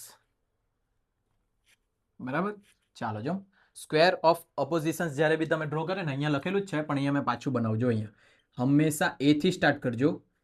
અહીંયા આવશે ઈ, એ ઈ આઈ ઓ, આવી રીતના બનશે તમારું સ્ક્વેર ઓફ ઓપોઝિશન્સ. બરાબર, જો અહીંયા એ ઈ આઈ અને ઓ. બરાબર, એ એટલે ઓલ વાળા પદો, ઈ એટલે નો વાળા પદો, આઈ એટલે સમ વાળા પદો, અને ઓ એટલે સમ નોટ વાળા પદો. આવી રીતના ઝેડમાં જ જવા જોઈએ બધાએ, મગજમાં ફિટ રાખજો. આ જ છે એની પદ્ધતિ. હા ને, બધાનું મિનિંગ બી સમજાવું. એ એટલે ઓલ, ઓલ માટે આપણે યાદ રાખ્યું યુનિવર્સલ અફર્મેટિવ. ઈ એટલે નો, નો માટે યાદ રાખ્યું આપણે યુનિવર્સલ નેગેટિવ. બરાબર, આઈ માટે યાદ રાખ્યું આપણે પર્ટિક્યુલર અફર્મેટિવ, ઓ માટે યાદ રાખ્યું આપણે પર્ટિક્યુલર નેગેટિવ. બરાબર, હવે એ બધા માટેના વચ્ચેના સંબંધ જોવાના. એ સંબંધ જોવા માટે જો અહીંયા એ અને ઈ આ બંનેની વચ્ચે સંબંધ રહેલો છે કોન્ટ્રીનો. બરાબર, આઈ અને ઓ એ વચ્ચે બંનેની સંબંધ રહેલો છે સબ કોન્ટ્રીનો. આઈ અને ઈ, એ અને ઓ, આ એમ આળો જે ક્રોસ સંબંધ છે ને, એ ક્રોસ સંબંધ રહેલો છે કોન્ટ્રાડિક્ટરી. કોન્ટ્રાડિક્ટરી આ બધાની સ્પેશિયાલિટી બી છે. હા, કોન્ટ્રાડિક્ટરીનું વાત મતલબ એવો થાય કે એક જો સાચું હોય ને તો બીજું ખોટું જ હોય. બરાબર, એટલે કે મેં એક ઉદાહરણ આપું. બરાબર, ઓલ ને ઓ વાળું એક ઉદાહરણ ત્યાં લખીએ અને એના પરથી તમને એક સાબિત કરી આપું. ચાલો, તો મેં અહીંયા લખું ઓલ મેન આર સ્માર્ટ. બરાબર, આ જે વાક્ય છે તે મારું કયા પ્રકારનું વાક્ય કહેવાય? એ પ્રકારનું, કેમ કે ઓલ થી સ્ટાર્ટ થયેલું છે. અને મેં એક વાક્ય લખું નો મેન આર સ્માર્ટ. આ નો પરથી સ્ટાર્ટ થયું એટલે ઈ નું વાક્ય કહેવાય. બરાબર, પછી મેં અહીંયા લખું સમ મેન આર સ્માર્ટ. તો આ મારા માટે વાક્ય કહેવાશે આઈ નું. અને સમ મેન આર નોટ સ્માર્ટ. બરાબર, આના પરથી જ આપણે બધા શીખી લે. એ ઈ આઈ ને આ કહેવાશે ઓ વાળું વાક્ય. બરાબર, ચાલો લગભગ તો ખબર પડતી હશે. તો હવે આપણે સૌથી પહેલા કોન્ટ્રાડિક્ટરી જોવાના છે. કોન્ટ્રાડિક્ટરી એટલે જો એ હશે, એ સાચું હશે ને તો ઓ ખોટું હશે, એ સાચું તો ઓ ખોટું, તો એ ને ઓ જોઈએ. ઓલ મેન્સ આર સ્માર્ટ, આ જો સાચું હોય તો સમ મેન્સ આર નોટ સ્માર્ટ. જો મેં એક વાક્યમાં એવું કેમ કે બધા માણસો, બધા છોકરાઓ, બધા મર્દ હોશિયાર છે, અને પછી બીજા વાક્યમાં એવું કેમ કે થોડાક મર્દ હોશિયાર નથી, તો આ ખોટું કહેવાય. ખબર આ વસ્તુ વાક્ય જ નહીં બેહે ને. તો એવા ટાઈમે જો એ હશે ને સાચું તો ઓ હંમેશા ખોટું હશે. ખબર આ. અને આગળ બીજું, ઈ જો સાચું હશે તો હંમેશા આઈ ખોટું હશે. ઈ ને આઈ વાળું જોઈએ. નો મેન્સ આર સ્માર્ટ, એક બી માણસ સ્માર્ટ નથી. ને પછી બીજા વાક્યમાં એમ કે મેં સમ મેન્સ આર સ્માર્ટ, તો આ ખોટું જ દેખાય, બધાને ખબર પડે આ. હા, એટલે આ કોન્ટ્રાડિક્ટરી સંબંધ રહેલો હોય ને એ ને ઓ વચ્ચે ને ઈ ને આઈ વચ્ચે, જો એક સાચું હશે ને તો બીજું ખોટું હશે. બરાબર, ધ્યાનમાં રાખજો, એક સાચું હશે તો બીજું ખોટું હશે. એટલે કોન્ટ્રાડિક્ટરી વચ્ચે આવો સંબંધ રહેલો હોય. તમને યાદ છે મેં રિઝનિંગની અંદર પેલું કરાવેલું સિલોલિઝમ્સ, એની અંદર આવી રીતના આકૃતિ પડાવેલી. બરાબર, એ આકૃતિની અંદર મેં તમને ડાયરેક્ટ જવાબ આપતા શીખવાડતો કે આવી રીતના આ ઓલનો સમાવેશ થાય, સમનો સમાવેશ થાય, સમ નોટનો સમાવેશ થાય. આ તે જ છે, પણ એ થોડુંક એટલું ડિટેલમાં છે ને, એટલું ડિટેલમાં આવે તમને મેં એમ કેમ કે ઓલ ને ઓ વાળા સંબંધ યાદ રાખે તેના કરતાં તો તમે ડાયરેક્ટ જ જવાબ આપી લે. પણ આ ડાયરેક્ટ જવાબ તો તમે પેલા ક્વેશ્ચનમાં આપે ને, જેમાં સર્કલ બનાવવાનો હોય. આમાં તો ગુજરાતીમાં પૂછેલું હશે તમને કે આનો મિનિંગ શું થાય, આનો શું મિનિંગ થાય, મતલબ કે આના વચ્ચે સંબંધ કેવો. આવા સવાલ પૂછાય ને ત્યારે આ બધી વસ્તુ ખબર રહેવી જરૂરી છે. હા ને, પણ મેં આના અંદરથી મેં પેલું વેન ડાયાગ્રામ, આ જે આકૃતિ બનાવી ને તે મેં ટોપિક કાઢી નાખ્યો છે. એ બધો ખોટો લાંબો જાય ને એનામાંથી કાંઈ શીખવાનું નહીં મળે, બધું આવડી જાય ડાયરેક્ટ, એવું જ છે. બરાબર, તો આપણે કોન્ટ્રાડિક્ટરી સંબંધ જોયો. એક સાચું હોય તો બીજું ખોટું જ હશે. પછી એ ને ઈ વચ્ચે કોન્ટ્રીનો સંબંધ રહેલો હોય. બરાબર, એ સંબંધ જે છે ને કોન્ટ્રી, તો એનો મિનિંગ એવો થાય કે જો એ ને E can not be both true, A ને ઈ બંને સાચા નહીં હોઈ શકે. બરાબર, એ ને ઈ બંને સાચા નહીં હોઈ શકે. દેખાય, all mens are smart, no men's are smart, આ બંને સાચું હોઈ શકે નહીં, બેમાંથી કોઈ એક જ સાચું રહેશે. હા ને, પછી આના માટે જો આઈ ને ઓ વચ્ચે સંબંધ રહેલો છે સબ કોન્ટ્રીનો. સબ કોન્ટ્રીનો મિનિંગ એવો થાય કે I O can not both be false. બંને ખોટા નહીં હોઈ શકે, બરાબર. આ બંને સાચા નહીં હોઈ શકે, આ બંને ખોટા નહીં હોઈ શકે. ખોટા means sum mens are smart, થોડાક માણસો સ્માર્ટ છે, તો સમ મેન્સ આર નોટ સ્માર્ટ. આનો બી મિનિંગ સેમ જ થાય, બરાબર. એટલે આ બંને ખોટા નહીં હોઈ શકે એક સાથે, બરાબર. આ બધા મિનિંગ યાદ રાખવા પડે કે કોન્ટ્રીનો શું મિનિંગ થાય, સબ કોન્ટ્રીનો શું મિનિંગ થાય, કોન્ટ્રાડિક્ટરીનો શું મિનિંગ થાય, અને બીજું છેલ્લું સબ અલ્ટર. સબ અલ્ટર જો બંનેમાં સબ અલ્ટર છે, અલગ નથી. એ ને આઈ વચ્ચે ને ઈ ને ઓ વચ્ચે સબ અલ્ટરનો સંબંધ રહેલો છે. ને સબ અલ્ટરનો મિનિંગ એવો થાય કે જો યુનિવર્સલ ટ્રુ હોય ને તો પર્ટિક્યુલર બી ટ્રુ જ હશે. યુનિવર્સલ એટલે એ ને ઈ. જો એ સાચું હશે તો આઈ બી સાચું, ઈ સાચું હશે તો ઓ બી સાચું. એ સાચું હશે તો આઈ સાચું. જો અહીંયા ઓલ મેન્સ આર સ્માર્ટ તો સમ મેન્સ આર સ્માર્ટ. આવી રીતના એક વાક્ય આપણે બનાવતા, ઓલ મેન્સ આર સ્માર્ટ, બરાબર. તો આમાં જો બીજો મુદ્દો અહીંયા મૂકેલો હોય સમ મેન્સ આર સ્માર્ટ, તો આની અંદર સમ મેન્સ તો આવી જ જવાના કે નહીં, એટલે સમ મેન્સ વાળું વાક્ય બી સ્માર્ટ એ સાચું જ કહેવાય, બરાબર. પણ આપણે ડાયરેક્ટ જ દાખલા જ ગણતા શીખી ગયેલા, ડાયરેક્ટ એમસીક્યુ ટીક કરતા શીખી ગયેલા, તે જ વધારે સારું છે. પણ અહીંયા આ બધું બી સમજવા પડશે. અને જો નેટમાં તમે પેપર આપતા ને છે, આ તો એટલું ડિટેલમાં પૂછાય ને અંદર ઘુસાડીને કે તમે તો પથારી ફેરવાઈ જાય, હે ને. એટલે નેટને કંઈ ખાવાનું ખેલ નહીં મળે. જીસેટ તો નોર્મલી થઈ જશે. આ ઉપર જેટલું મેં ભણાવું તેટલું કરી જાય તો નેટ તો નીકળી જાય આરામથી, હે ને. પણ જીસેટની અંદર ડિટેલમાં ભણવા પડે. વિચાર કરતો છે જીસેટ અરે નેટના પેપર બી ભણાવવાના, પણ મને જોઈએ સ્માર્ટ બોર્ડ. આ 50 વખત લખવાનું, સાફ કરવાનું નહીં મજા આવે. કેમ કે એની અંદર પેલી પીપીટી બનાવી દેવા, પીપીટી પછી એક પેજ જાયા કરશે ને બધું બનાવી દેવા. મેં સ્પોન્સર હોય દા, પણ બધા મારા આજુબાજુ ગરીબ લોકો જ છે. તો જો સુરત ભરૂચ ને એ બાજુ ત્યાં બધું પૈસા આવડે પબ્લિક એમ, ને ત્યાં લોકો ઇન્વેસ્ટ કરવા તૈયાર રહે. તો તેવું કોઈ મળી જાય જે મને મતલબ રૂમ બનાવી આપતો હોય, આખો ખબર ને સ્ટુડિયો ટાઈપ બનાવીને તેની અંદર રેકોર્ડિંગ કરે. અહીંયા કોઈ સ્ટુડિયો બી નથી. નહીં તો છે ને સ્ટુડિયોની અંદર કેવું રહે, મોટી મોટી સિટીની અંદર 1 કે 2 કલાક માટે તમે સ્ટુડિયો ભાડા પર લઈને તમારું લેક્ચર રેકોર્ડ કરી શકે. એવું બી અહીંયા કંઈ નથી, બરાબર. એટલે જોઈએ આગળ ફ્યુચરમાં જે થાય તે. પણ અહીંયા એક વસ્તુ ધ્યાન રાખજો, યુનિવર્સલ સાચા હશે ને તો આ બી સાચા હશે, બરાબર. યુનિવર્સલ સાચા હશે તો પર્ટિક્યુલર બી સાચા. જો એ સાચું હશે તો આઈ બી સાચું, ઈ સાચું હશે તો ઓ બી સાચું. નો મેન્સ આર સ્માર્ટ, કોઈ બી માણસ સ્માર્ટ નથી. સમ મેન્સ આર નોટ સ્માર્ટ, તો થોડાક માણસ બી સ્માર્ટ નહીં જ રહેવાના ને. બધા જ જો સ્માર્ટ નહીં હોય તો થોડાક બી સ્માર્ટ નથી. ક્લિયર થાય આટલું વસ્તુ. એટલે આ સાચું તો આ બી સાચું. આવા સંબંધ થાય, આને કહેવાય સ્ક્વેર ઓફ ઓપોઝિશન, બરાબર. છેલ્લી વખત જોઈ લે, હંમેશા ઝેડ થી સ્ટાર્ટ કરવાનું. એ ઈ આઈ ઓ, ઈ આઈ અને એ ઓ ની વચ્ચે કોન્ટ્રાડિક્ટરી સંબંધ રહેલો, એટલે કે એક સાચું તો બીજું ખોટું, એક સાચું તો બીજું ખોટું. એ ને ઈ વચ્ચે કોન્ટ્રીનો સંબંધ રહેલો. કોન્ટ્રીનો મિનિંગ એવો થાય કે બંને કોઈ દિવસ સાચા નહીં હોઈ શકે. પછી આઈ ને ઓ નો મિનિંગ થાય સબ કોન્ટ્રી. સબ કોન્ટ્રી એટલે બંને કોઈ દિવસ ખોટા નહીં હોઈ શકે. આ સાચા નહીં હોઈ શકે, આ ખોટા નહીં હોઈ શકે, આ સાચું તો આ ખોટું, આ સાચું તો આ ખોટું. અને એ ને ઈ ને ઓ ની વચ્ચેનો સંબંધ, જો આ સાચું તો આ બી સાચું, આ સાચું તો આ બી સાચું, આ ખોટું તો આ બી ખોટું, આ ખોટું તો આ બી ખોટું. ક્લિયર આટલું બધાને? આ છે તમારું સ્ક્વેર ઓફ ઓપોઝિશન્સ. ચાલો, અરે મેં આમાં તો જોયું જ નહીં એક બી કે કંઈ એક્સ્ટ્રા લખેલું છે કે નહીં. એક્સ્ટ્રા લખેલું જ છે, નો ડાઉટ. તમે વાંચજો. આપણે ક્યાં આવ્યા? ડિસ્ટ્રીબ્યુટિવ પ્રોપર્ટી ઓફ કેટેગરીકલ. ડિસ્ટ્રીબ્યુટિવ, હા ને. આની અંદર જો કોષ્ટકની અંદર બધું વ્યવસ્થિત બનાવીને મૂકેલું છે મેં, બરાબર. આ જે છે ને આ લખ્યું ને આપણે એક્ઝામ્પલ વાળું, તેના મેં અલગથી બી એક્ઝામ્પલ આપ્યા છે. એની અંદર યુનિવર્સલ કયું કહેવાય, અફર્મેટિવ પોઝિટિવ કયું કહેવાય. જેમ કે આના એક જ ઉદાહરણ, આ ઉદાહરણ સિવાય એક ઉદાહરણ આપ્યું છે, ઓલ મેંગોઝ આર ફ્રૂટ, બરાબર. ઓલ મેંગોઝ આર ફ્રૂટની અંદર ક્વોન્ટિટી બતાવે યુનિવર્સલ. યુનિવર્સલ કાંથી આવી? ઓલ આવ્યું એના કારણે. ક્વોન્ટિટી બતાવે અફર્મેટિવ, બરાબર, હકારાત્મક છે એટલે, હા ને. એટલે આ ક્વોન્ટિટી અને ક્વોલિટી આવી રીતના એક છૂટું પાડીને કોષ્ટક બનાવેલ છે તમારા સમજણ માટે. આ એક વસ્તુ ધ્યાનમાં રાખજો, આ બધું કંઈ યાદ નથી રાખવાનું તમારે, આ ખાલી સમજવાનું છે. પેપરની અંદર એમસીક્યુ આવશે ને એટલે જ કેમ સોલ્યુશન કરે ને તો થોડું ખબર પડે. આ બધું મોડે નહીં કરવા બેસી જતા કે આ ઉદાહરણ આવું આપ્યું છે, આવું ઉદાહરણ મોડે કર્યા કરું. આ બધું સમજવા પડશે ને લગભગ એક વખત લેક્ચર જોઈને થોડુંક જાતે પ્રેક્ટિસ કરે ને તો આખું એક જ વખતમાં ક્લિયર થઈ જાય તમને, બરાબર. ચાલો, અને આ સ્ક્વેર ઓફ ઓપોઝિશન્સ આ બી બનાવીને આપેલું છે. એના નીચે એનો મિનિંગ બી આપ્યું છે, બધું તમને મટીરિયલમાં મળશે. અને આપણે હવે ટોપિક આવ્યા કયો? Distributive property of categorical proposition. The subjects and predicates in a categorical proposition can be classified as distributed or undistributed. તાર્કિક રીતે કોઈ પણ કેટેગરી. ઓકે ચાલો. હવે જો અહીંયા આ એ ઈ આઈ ને ઓ જે છે ને, કે આ તો એની અંદર સબ્જેક્ટ ટર્મ જે છે તે ડિસ્ટ્રીબ્યુટેડ હોઈ શકે અથવા તો અનડિસ્ટ્રીબ્યુટેડ હોઈ શકે, બરાબર. ડિસ્ટ્રીબ્યુટેડ હોઈ શકે અથવા તો અનડિસ્ટ્રીબ્યુટેડ હોઈ શકે. તો ચારે ચાર કન્ડિશન એટલે એ ઈ આઈ ને ઓ, આ ચાર કન્ડિશનની અંદર સબ્જેક્ટ જોજો અહીંયા આ જે છે આ બધા માની લો કોન્ક્લુઝન છે. શું છે? કોન્ક્લુઝન છે. કોઈ અલગ અલગ પ્રિમાઇઝ હતી, તે બધાના કોન્ક્લુઝન આવ્યા છે. તો એની અંદર આ મેન, સ્માર્ટ, આ જે બધા છે તે બધા માઇનર ટર્મ કહેવાશે. માઇનર ટર્મ એટલે સબ્જેક્ટ. સબ્જેક્ટ માટે મેં શું લખી શકું? એસ. આ બધા પાછળના છે તે બધા મારા માટે કહેવાશે મેજર ટર્મ. મેજર ટર્મ માટે શું કહેવાય?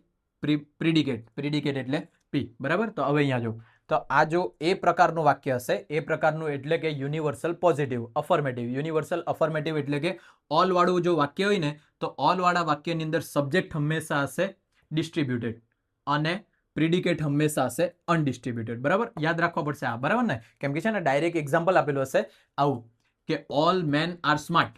બરાબર, એના પછી ઓપ્શન આપેલું હશે કે જે સબ્જેક્ટ ટર્મ છે ડિસ્ટ્રીબ્યુટેડ અને મેજર એટલે કે પ્રિડિકેટ ટર્મ છે તે અનડિસ્ટ્રીબ્યુટેડ. આવી રીતના 4 ઓપ્શન બનાવીને આપેલા હશે. જોજો અહીંયા કે subject term distributed, subject term undistributed, subject term distributed, predicate term distributed, subject undistributed, predicate undistributed, subject undistributed, predicate distributed. 4 option જો અહીંયા ડાયરેક્ટ બની જાય. તો તમારા જો એ પ્રકારનું વાક્ય હોય ને, તો એમાં તમારું મગજ ખુલવા જોઈએ કે સબ્જેક્ટ હોય તે હંમેશા ડિસ્ટ્રીબ્યુટેડ હોય, પ્રિડિકેટ હોય તે હંમેશા અનડિસ્ટ્રીબ્યુટેડ હોય. પછી ઈ પ્રકારનું વાક્ય.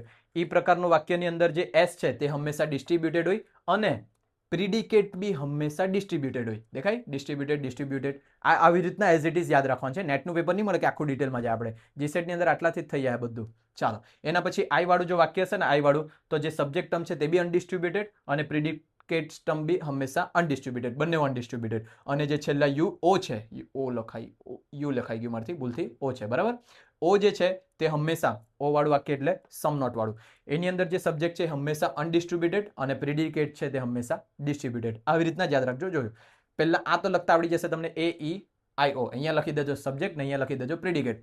2 વખત ડી, 2 વખત યુ, પછી યુ ડી યુ ડી. ખબર પડે આટલું? 2 વખત ડી, 2 વખત યુ, પછી યુ થી સ્ટાર્ટ કરજો, યુ ડી. બરાબર, રહી જશે યાદ. આ લખી લેજો. હવે એક સવાલ પૂછાય ને તો આ લખતા તો 3 સેકન્ડ જાય, 2 થી 3 સેકન્ડ. તો આ લખીને પછી જોઈ લેજો ઓલ વાળું વાક્ય છે, સમ વાળું વાક્ય છે, નો વાળું વાક્ય છે કે સમ નોટ વાળું છે, અને પછી આ યાદ કરીને એના પ્રમાણે જવાબ ટીક કરજો. બરાબર, ચાલો. એના પછી આ છે આઈડેન્ટિફાઈ ક્વોન્ટિટી એન્ડ ક્વોલિટી. બરાબર, ક્વોન્ટિટી આઈડેન્ટિફાઈ કરવાની ને ક્વોલિટી. ક્વોન્ટિટી માટે 4 છે, અહીંયા જ આપણે જોયા. ક્વોન્ટિફાયર. ક્વોન્ટિફાયર એટલે ક્વોન્ટિટી નક્કી કરતા હોય ને તેવા 4: ઓલ, સમ નોટ ને નો. દેખાય અહીંયા? ને એની અંદર બી પાછા 2 પ્રકાર પડે. હા, ક્વોન્ટિટી 2 પ્રકારે હોય. એક યુનિવર્સલ પ્રકારે અને પર્ટિક્યુલર પ્રકારે. યુનિવર્સલ એટલે જે બધાનું સંબોધન કરતી હોય, બધાનું સંબોધન 2 કરે, ઓલ અને નો. અને પર્ટિક્યુલરનું સંબોધન 2 કરે, સમ અને સમ નોટ. બરાબર, એટલે આ જે યુનિવર્સલ ને પર્ટિક્યુલર છે, ઓલ, નો, સમ અને સમ નોટ, એ બધા શું કહેવાશે? ક્વોન્ટિટી. ક્લિયર થાય આટલું બધાને?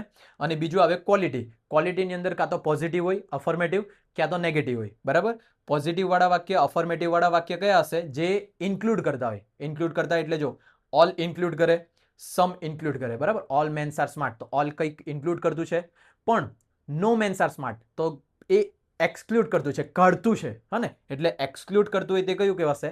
નેગેટિવ. આ વસ્તુ આપણે ડાયરેક્ટ બી સમજી જ ગયા ઉદાહરણ સાથે. હા ને? પણ આ ધ્યાન રાખજો, ક્વોન્ટિટીની અંદર 2 પ્રકારની ક્વોન્ટિટી આવશે. એક યુનિવર્સલ ક્વોન્ટિટી અને બીજું પર્ટિક્યુલર ક્વોન્ટિટી. યુનિવર્સલ ક્વોન્ટિટીની અંદર ઓલ ને નો, પર્ટિક્યુલરની અંદર સમ ને સમ નોટ. પછી ક્વોલિટીની અંદર આવશે અફર્મેટિવ અથવા નેગેટિવ. અફર્મેટિવ એટલે કે જે ઇન્ક્લુડ કરતું હોય તે, અને નેગેટિવ જે એક્સક્લુડ કરતું હોય તે.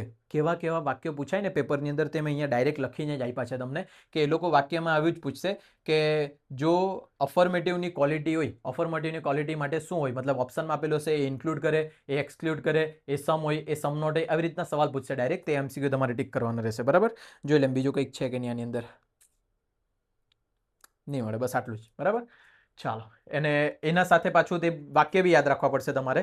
આ જે ઓલ છે, ઓલ યુનિવર્સલ તો છે પણ સાથે સાથે અફર્મેટિવ છે. તો ઓલ એટલે એને કહેવાય તમારું યુનિવર્સલ અફર્મેટિવ, જે આપણે આગળ જોઈ જઈએ એમ બી. ઈ એટલે નો. હા ને? નો વાળું એટલે ઈ વાળું, એ કહેવાય તમારું યુનિવર્સલ પણ નેગેટિવ કહેવાય. તો ઈ વાળું જે છે તે કહેવાશે તમારું યુનિવર્સલ નેગેટિવ. આજના જે યુનિટ છે ને, આજના યુનિટનું તમારે નોટ 100% બનાવવા પડશે જાતે. હા ને? આમાંથી જોઈને તે શોર્ટકટ તમારી ભાષામાં લખવા પડશે તો જ આવડશે. બાકી આ કંઈ એવું સિમ્પલ નહીં મળે કે આમાં વાંચ્યું ને આ ગોખાઈ ગયું, એવું નહીં મળે. હા ને? આઈ એટલે સમ એટલે પોઝિટિવ. બરાબર, પોઝિટિવ તો થઈ ગયું એટલે કે અફર્મેટિવ તો થઈ ગયું, પણ એ પર્ટિક્યુલરની વાત કરે એટલે પર્ટિક્યુલર અફર્મેટિવ. અને ઓ જે છે, ઓ એટલે બી પાછું પર્ટિક્યુલર. હા ને? સમ નોટ એટલે પર્ટિક્યુલર, ને પર્ટિક્યુલર પણ એ સમ નોટ એટલે એક્સક્લુડ કરે એટલે નેગેટિવ, એટલે ઓ કહેવાશે તમારું પર્ટિક્યુલર નેગેટિવ. ચાલો અહીંયા લખી બી આવ્યું છે કે જોની પાછું આટલું લાંબુ કર્યું. AEIO, એ એટલે યુનિવર્સલ પ્લસ અફર્મેટિવ, એ એટલે યુનિવર્સલ પ્લસ નેગેટિવ, આઈ એટલે પર્ટિક્યુલર પ્લસ અફર્મેટિવ, ને ઓ એટલે પર્ટિક્યુલર પ્લસ નેગેટિવ. બરાબર. હવે આપણે જોઈએ ઓપરેશન્સ. ઓપરેશન્સ તમારા 3 પ્રકારના હશે. એના પછી લગભગ મૂડ ને ફિગર લખ્યું છે ને અહીંયા આટલે પૂરું કર્યું આપણે. એના પછી આપણે જોવાના છે ને ઇન્ડિયન લોજિક. ઇન્ડિયાની અંદર ભણતર કેવી રીતના હતું તે, જેની અંદર પેલા વેદો ને એવું બધું ભણતા, પછી યોગ ને એવું કરતા ને, એ બધું ભણવાના છે. એ કદાચ તમને સારું લાગશે આના કરતા, પણ હું ખબર તમને તો એ બી ખરાબ લાગી જાય.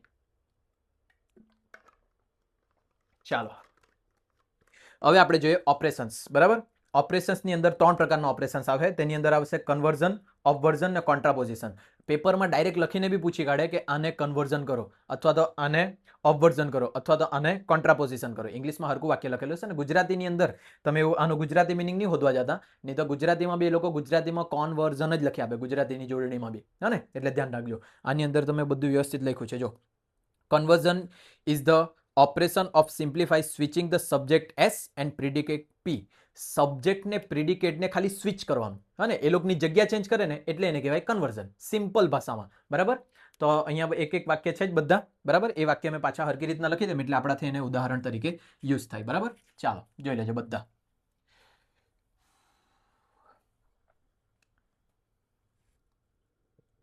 All cats are animal. No women are smart. Some animals are dogs. Some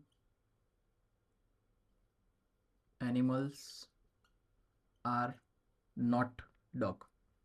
હા ને, આ જે છે તે એ પ્રકારનું, આ જે છે તે એ પ્રકારનું, આ જે છે તે આઈ પ્રકારનું, ને આ જે છે તે ઓ પ્રકારના 4 ઉદાહરણ લખ્યા છે. બરાબર. ચાલો, તો જો તમને સવાલમાં પૂછે કે ઓલ કેટ્સ આર એનિમલ્સ, એને તમારે ઓપરેશન કરવાનું છે કન્વર્ઝનની અંદર. બરાબર. કન્વર્ઝનની અંદર એને ચેન્જ કરવાનું. તો કન્વર્ઝનનો નિયમ શું? સબ્જેક્ટ ને પ્રિડિકેટની જગ્યા ચેન્જ કરી દેવો. જે પહેલું આવે તે તમારા માટે માઇનર ટર્મ, એને જ કહેવાય સબ્જેક્ટ. છેલ્લે આવે તે તમારા માટે મેજર ટર્મ, એને જ કહેવાય પ્રિડિકેટ. તો આ સબ્જેક્ટ ને પ્રિડિકેટની મારે શું કરવાની? ખાલી જગ્યા ચેન્જ કરવાની. તો જો અહીંયા આ જે છે એસ એટલે સબ્જેક્ટ ને પી એટલે પ્રિડિકેટ. આ સિમ્પલ ભાષામાં સમજાવવાની ટ્રાય કરી છે મેં. તો એ પ્રકારનું વાક્ય હોય all S is P, all cats are animals. તો એને જો મને કન્વર્ઝ કરવું હોય તો કેટ્સ અને એનિમલની જગ્યા ચેન્જ કરવી પડે. તો આવું વાક્ય બને ઓલ એનિમલ્સ આર કેટ. ખાલી આ કેટ ને એનિમલની શું કરી? મેં જગ્યા ચેન્જ કરી. બરાબર. આ મારા માટે છે એસ અને આ મારા માટે છે પી. મેં પી ને એસ ની જગ્યા ચેન્જ કરી. પણ પી ને એસ ની જગ્યા ચેન્જ કરવાથી આ સેન્ટેન્સ વેલિડ ગણાય કે નહીં તે સાંભળો. ઓલ કેટ્સ આર એનિમલ, એનો મિનિંગ એવો થાય કે બધી બિલાડીઓ પ્રાણી છે. પણ મેં એની જગ્યા ચેન્જ કરું કે બધા animals are cat, all animals are cat. તો બધા એનિમલ્સ શું બિલાડી જ છે? કૂતરા બી તો એનિમલ છે, હાથી બી તો એનિમલ છે. ખબર પડે?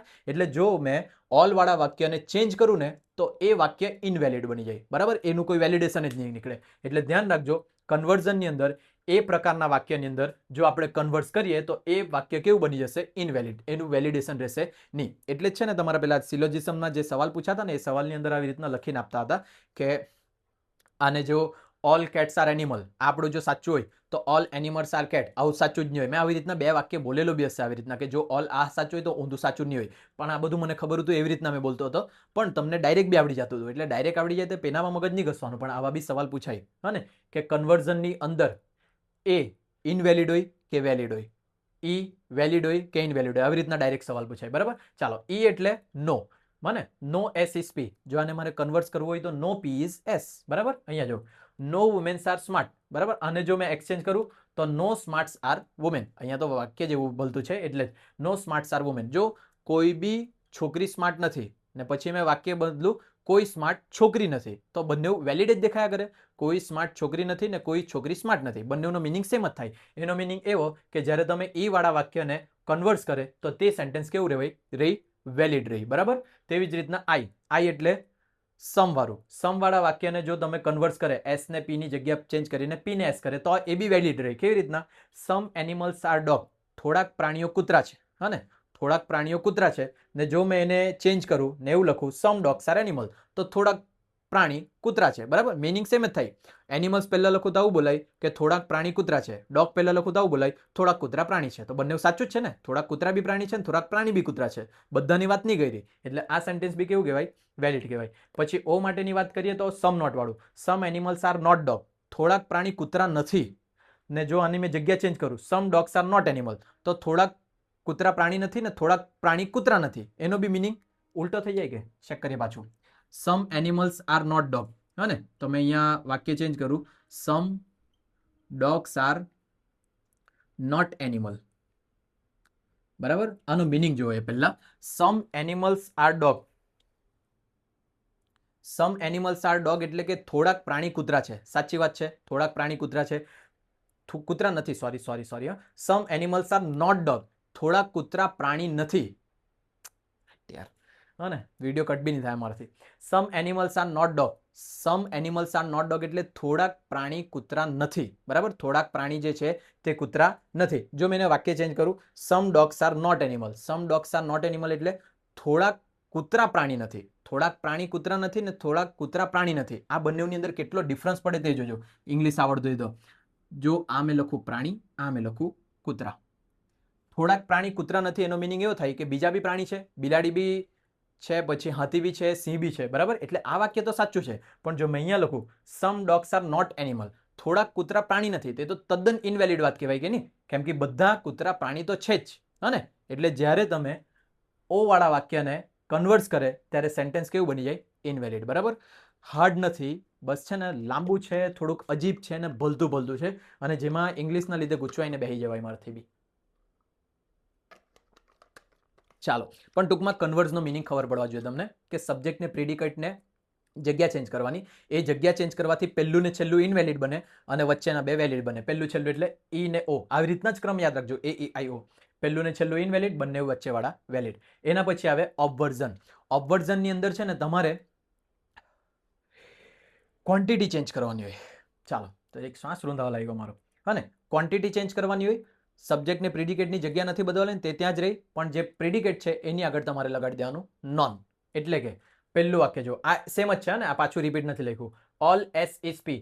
જો આને મારે ઓબવર્ઝન કરવું હોય તો ઓલની જગ્યા મારે ચેન્જ કરીને કરી દેવાનું નો. મેં ક્વોન્ટિટી બદલી કાઢી, ઓલ હતું તેની જગ્યા શું કરી દીધું? નો. તો ઓલની જગ્યા કરવાનું નો, એસનું એસ જ રાખવાનું, પણ જે પ્રિડિકેટ છે તેની આગળ શું લગાડી દેવાનું? નોન. જો મેં ત્યાં કરું ઓલ કેટ્સ આર એનિમલ, તો એના માટે મેં લખી શકું નો cats are non animal. No cats are non animal. એક વસ્તુ યાદ રાખજો, ઓબવર્ઝન કરે ને તો વાક્યનો મિનિંગ જ નહીં બદલાય. જો વાક્યનો મિનિંગ જ નહીં બદલાતો હોય તો વેલિડ ઇનવેલિડની વાત જ નહીં આવે, હા ને. આની અંદર વાક્યનો મિનિંગ બદલાઈ જાય. મિનિંગ બદલાઈ જાય એટલે આપણે ચેક કરવા પડે કે એ વાક્ય વેલિડ છે કે ઇનવેલિડ. પણ જ્યારે ઓબવર્ઝનની વાત આવે ને, તમે લખીને જોજો જાતે નોટમાં. અમે હફાઈ રહ્યો, પતી ગયું મારું, કન્ટિન્યુ બોલ્યા કરું ક્યારનો, હા ને. નોટમાં એક્ઝામ્પલ લખજો, એને ચેન્જ કરજો, એની આગળ નોન લગાડજો, એનો મિનિંગ સેમ જ રહેવાનો છે. એટલે ધ્યાન રાખજો. ઓલ એસ ઇઝ પી, તો એને જો મારે ઓબવર્ઝન કરવાનું હોય તો ઓલની જગ્યા મેં કરી દેવાનો. મેં યુનિવર્સલ ઓલ હતું તેને યુનિવર્સલ પોઝિટિવ હતું તેને શું કરી દીધું? Universal negative. ક્વોન્ટિટી ચેન્જ કરી દીધી અને એસ છે ત્યાં જ રાખ્યું, પણ પ્રિડિકેટની આગળ શું લગાડી દીધું? નોન. તો ઓલની જગ્યા શું કરી દેવાનું? નો. No cats are non animal, બરાબર. પછી આનું જો નો એસ ઇઝ પી, એને ચેન્જ કરવું હોય તો નો ની જગ્યા મેં કરી દીધું ઓલ, એસ ને એવું જ રાખ્યું, બસ પી ની જગ્યા શું લગાડી દીધું? નોન. પછી પી ની સાથે નોન લગાડી દીધું. પછી સમ માટે મેં કર્યું સમ નોટ, અને સમ નોટ માટે કર્યું મેં સમ. એટલે કે ખાલી ક્વોન્ટિટી બદલવાની. ઓલ માટે નો કરવાનું, નો માટે ઓલ કરવાનું. સમ માટે સમ નોટ માટે સમ કરવાનું. અને પ્રિડિકેટની આગળ શું લગાડી દેવાનું? નોન, બરાબર. તો અહીંયા જો ઓલની જગ્યા મેં કરા no. No cats are non animal. No ની જગ્યા કરા મેં all. All womens are not smart, non smart, બરાબર. પછી સમ એનિમલ્સની જગ્યા સમની જગ્યા કરા મેં સમ નોટ. એટલે કે some animals are not non dog. Not non dog. અજીબ લાગે પણ આ જ સાચું છે. એના પછી સમ નોટ આવ્યું વાક્ય, બરાબર. આ કાં લખી દીધેલું છે, આ તો સમજાવેલું હતું. સમ નોટ. સમ નોટની જગ્યાએ મારે કરવાનું સમ. સમ એનિમલ્સ આર નોન ડોગ. ખબર આ વસ્તુ? આ ચેન્જ કરે ને તો વાક્યનો મિનિંગ નહીં બદલાય, એટલે વેલિડ ઇનવેલિડની વાત આવે નહીં. એટલે ઓબવર્ઝનની અંદર ખાલી વાક્યને ચેન્જ કરવાનું રહે, એનાથી મિનિંગ બદલાવા જોઈએ નહીં. અને લાસ્ટ છે કોન્ટ્રાપોઝિશન. કેટલો લાંબો થયો વિડીયો જોઈ લે.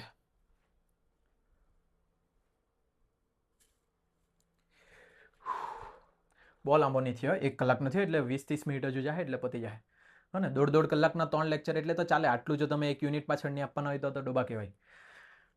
પણ તમારા માટે 3 કલાક ને, મારા માટે તો કેટલો બધો ટાઈમ. આ લખવાનું 7-8 દિવસ, અહીંયા બોર્ડ પર લખવાનું 2-2 કલાક, ને પછી ભણવાનું 2-2 કલાક, વિડીયો એડિટ કરવાનો, પોસ્ટ કરવાનો. રિઝનિંગ વાળું એક વિડીયો એડિટ કરો ને, રિઝનિંગનો જે સૌથી મોટો પાર્ટ છે 3 કલાકનો નજીક છે ને, તે મેં રાત્રે મૂકેલું 10:30 કે 9:30 વાગે, 10:30 મૂકેલું મેં, અને સવારે 4:30 ઉઠ્યો ને તો બી સેવ જ થયા કરતું હતું એડિટ કરેલું તે. અને તેમાં બેટરી લોનો મેસેજ આવ્યો ને તો 87% થી કેન્સલ થઈ ગયું. બરાબર, એટલે પાછું મૂક્યું ને પછી હું કર્યું, ફોન એરોપ્લેન મોડ ચાલુ કરીને 100% ચાર્જિંગમાં મૂકીને ઘેરે મૂકીને ગયો, પછી ક્લાસ પર ભણાવ્યું. તો મેં સવારે 7:30-8 વાગે મૂક્યું, 3 વાગે જઈને સેવ થયો. એટલું લોડ બોલે આઈફોનના વિડીયો હતા ને પાછું ફૂલ એચડીમાં રેકોર્ડ કરવાનું ટ્રાય કરું, એટલે કે તમને તકલીફ નહીં પડે એમ ઝૂમ કરે તો બી ચાલો. પણ તમે તો ડોબા. છેલ્લું જોઈએ આપણે કોન્ટ્રાપોઝિશન. કોન્ટ્રાપોઝિશનની અંદર છે ને, સબ્જેક્ટની પ્રિડિકેટની જગ્યા બી ચેન્જ કરવાની અને બંનેની આગળ નોન બી લગાડવાનું. બરાબર, સબ્જેક્ટ પ્રિડિકેટની જગ્યા ચેન્જ કરવાની, બંનેની આગળ શું લગાડવાનું? નોન. એટલે કે ઓલ એસ ઇઝ પી, તો પી ને એસ ની જગ્યા બદલું મેં અને બંનેની આગળ શું લગાડા? નોન. તો જો અહીંયા ઓલ પી ને એસ ની જગ્યા બદલી ને બંનેની આગળ શું લગાડ્યું? નન. સેમ અહીંયા બી, પણ આમાં ક્વોન્ટિટી ચેન્જ નહીં કરવાની. ઓલ તો ઓલ જ રાખવાનું, નો તો નો જ રાખવાનું, સમ તો સમ જ રાખવાનું, સમ નોટ તો સમ નોટ જ રાખવાનું. બરાબર. અને અહીંયા મેં એક વાક્ય નથી લખેલું. કેમ નથી લખેલું ખબર? કોન્ટ્રાપોઝિશનની અંદર સમ વાળા વાક્ય એટલે કે આઈ વાળું જે વાક્ય છે ને, આઈ વાળા વાક્યનું કોન્ટ્રાપોઝિશન છે જ નહીં. બરાબર, એટલે કે વેલિડ જ નથી, એ છે અસ્તિત્વમાં જ નથી, એટલે અહીંયા નહીં લખાયેલું છે. અને એટલે ધ્યાન રાખજો આ વસ્તુ. ચાલો, હવે આને છેલ્લું, સમ નોટ વાળા વાક્યની અંદર some non P is non S, not non S. બરાબર, એટલે કે પ્રિડિકેટ ને સબ્જેક્ટની જગ્યા બી ચેન્જ કરવાની ને બંનેની આગળ શું લગાડવાનું? ના. અહીંયા જો હવે ઓલ કેટ્સ આર એનિમલ, તો કેટ ને એનિમલની જગ્યા ચેન્જ કરું ને બંનેની આગળ શું લગાડું? None. Sorry, all non cats are non animal. All all animals non animals are non cat. લખે ને તો જ વધારે સારું. All non animals are non cats. ખબર નહીં આજે હું થયેલું છે, બહુ બધી વખત સોરી નીકળી ગયું. અને બાકી માફીના લાયક તો મેચ છે ખાલી, તમે તો નહીં મળે. તમને તો માફી, આમાં ઊંધું જ બોલ્યા કરું ને, મને લાગે માફીના લાયક તો મારી જ વાત કરી. છી, પતી ગયેલું છે મારું. ચાલો, અહીંયા જોઈ લો.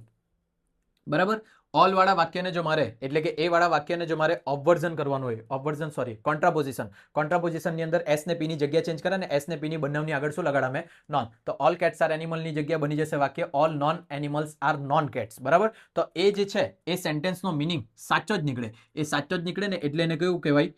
વેલિડ કહેવાય. એટલે ધ્યાન રાખજો કે જે કન્વર્ઝન કરે તેની અંદર એ જે છે કન્વર્સ કરવા પછી ઇનવેલિડ બને, પણ કોન્ટ્રાપોઝિશનની અંદર એ વેલિડ બની જાય. એટલે જે આની અંદર ઇનવેલિડ બનતા ને તે આની અંદર વેલિડ બને, અને જે આની અંદર વેલિડ બનતા તે આની અંદર ઇનવેલિડ બને. એટલે કે કોઈ બી એક યાદ રાખી લે તો બધા યાદ રહી જાય તમને. બરાબર, અને ઓબ્ઝર્વની અંદર તો અર્થ જ નહીં બદલાય. અર્થ નહીં બદલાય તો વેલિડ ની ઇનવેલિડની વાત જ નહીં આવે. બરાબર, પરફેક્ટ જ રહીએ. ચાલો, તો હવે પાછું જોઈએ બીજાનું કોન્ટ્રાપોઝિશન.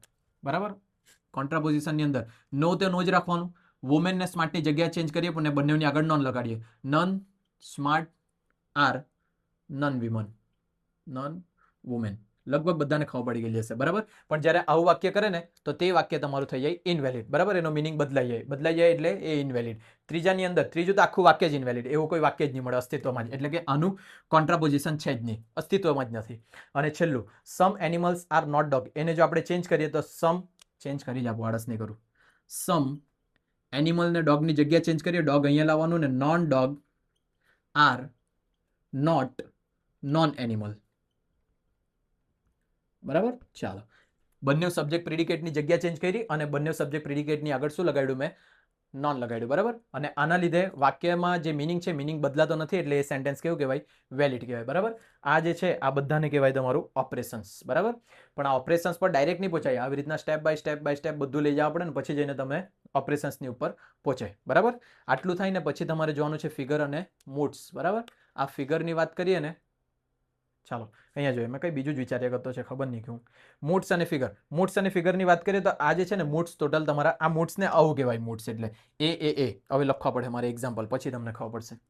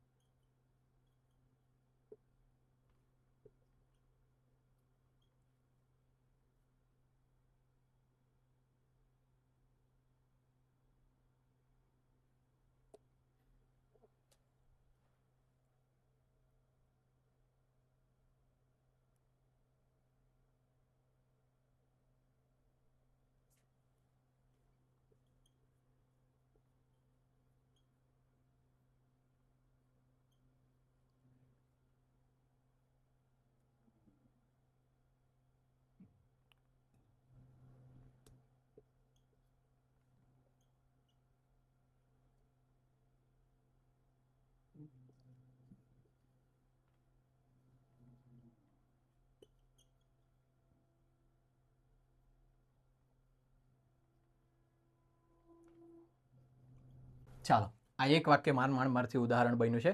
તમે ગૂગલ પર કરે ને તો બધાના ઉદાહરણ મળી જાય. ચાલો જોજો અહીંયા, નો બનાનાસ આર રેડ, કોઈ બનાના રેડ નથી. ને આ નો વાળું વાક્ય એટલે એ ઈ વાળું વાક્ય કહેવાય, AEIO. અને નો વાળું વાક્ય એટલે ઈ વાળું વાક્ય કહેવાય. પછી નો બનાનાસ આર પિંક, આ બી વાક્ય કયું કહેવાય? ઈ વાળું. ઓલ બનાનાસ આર યલો, એટલે આ વાક્ય કયું કહેવાય? એ વાળું. એટલે કે આ તમારું કયું મૂળ બન્યું ખબર? EEA વાળું મૂળ. હને, આ EEA વાળા મૂળ. આવા ટોટલ 64 મૂળ છે. કેમ 64 મૂળ છે? ટોટલ કેટલા છે અહીંયા? પ્રોપોઝિશનના ટાઈપ AEIO ટોટલ 4 ટાઈપ છે. અને એ 4 ટાઈપને તમારે 3 ભાગમાં વેચવાના છે. 3 ભાગમાં વેચે 4 ટાઈપને, એટલે 4 ગુણ્યા 4 ગુણ્યા 4, 4 ચોક 16 ચોક 64. એટલે ટોટલ તમારા મૂળ કેટલા છે? 64. જેની અંદર AAA, EEA, EAE, એટલે કે એ એટલે ઓલ વાળા વાક્ય, બીજું બી ઓલ વાળું વાક્ય, ત્રીજું બી ઓલ વાળું વાક્ય. મારા મગજમાં આવે તો ઉદાહરણ મૂકું નહીં અહીંયા, બરાબર? ખબર નહીં, મગજ ખોખું થઈ ગયેલું છે હમણાં.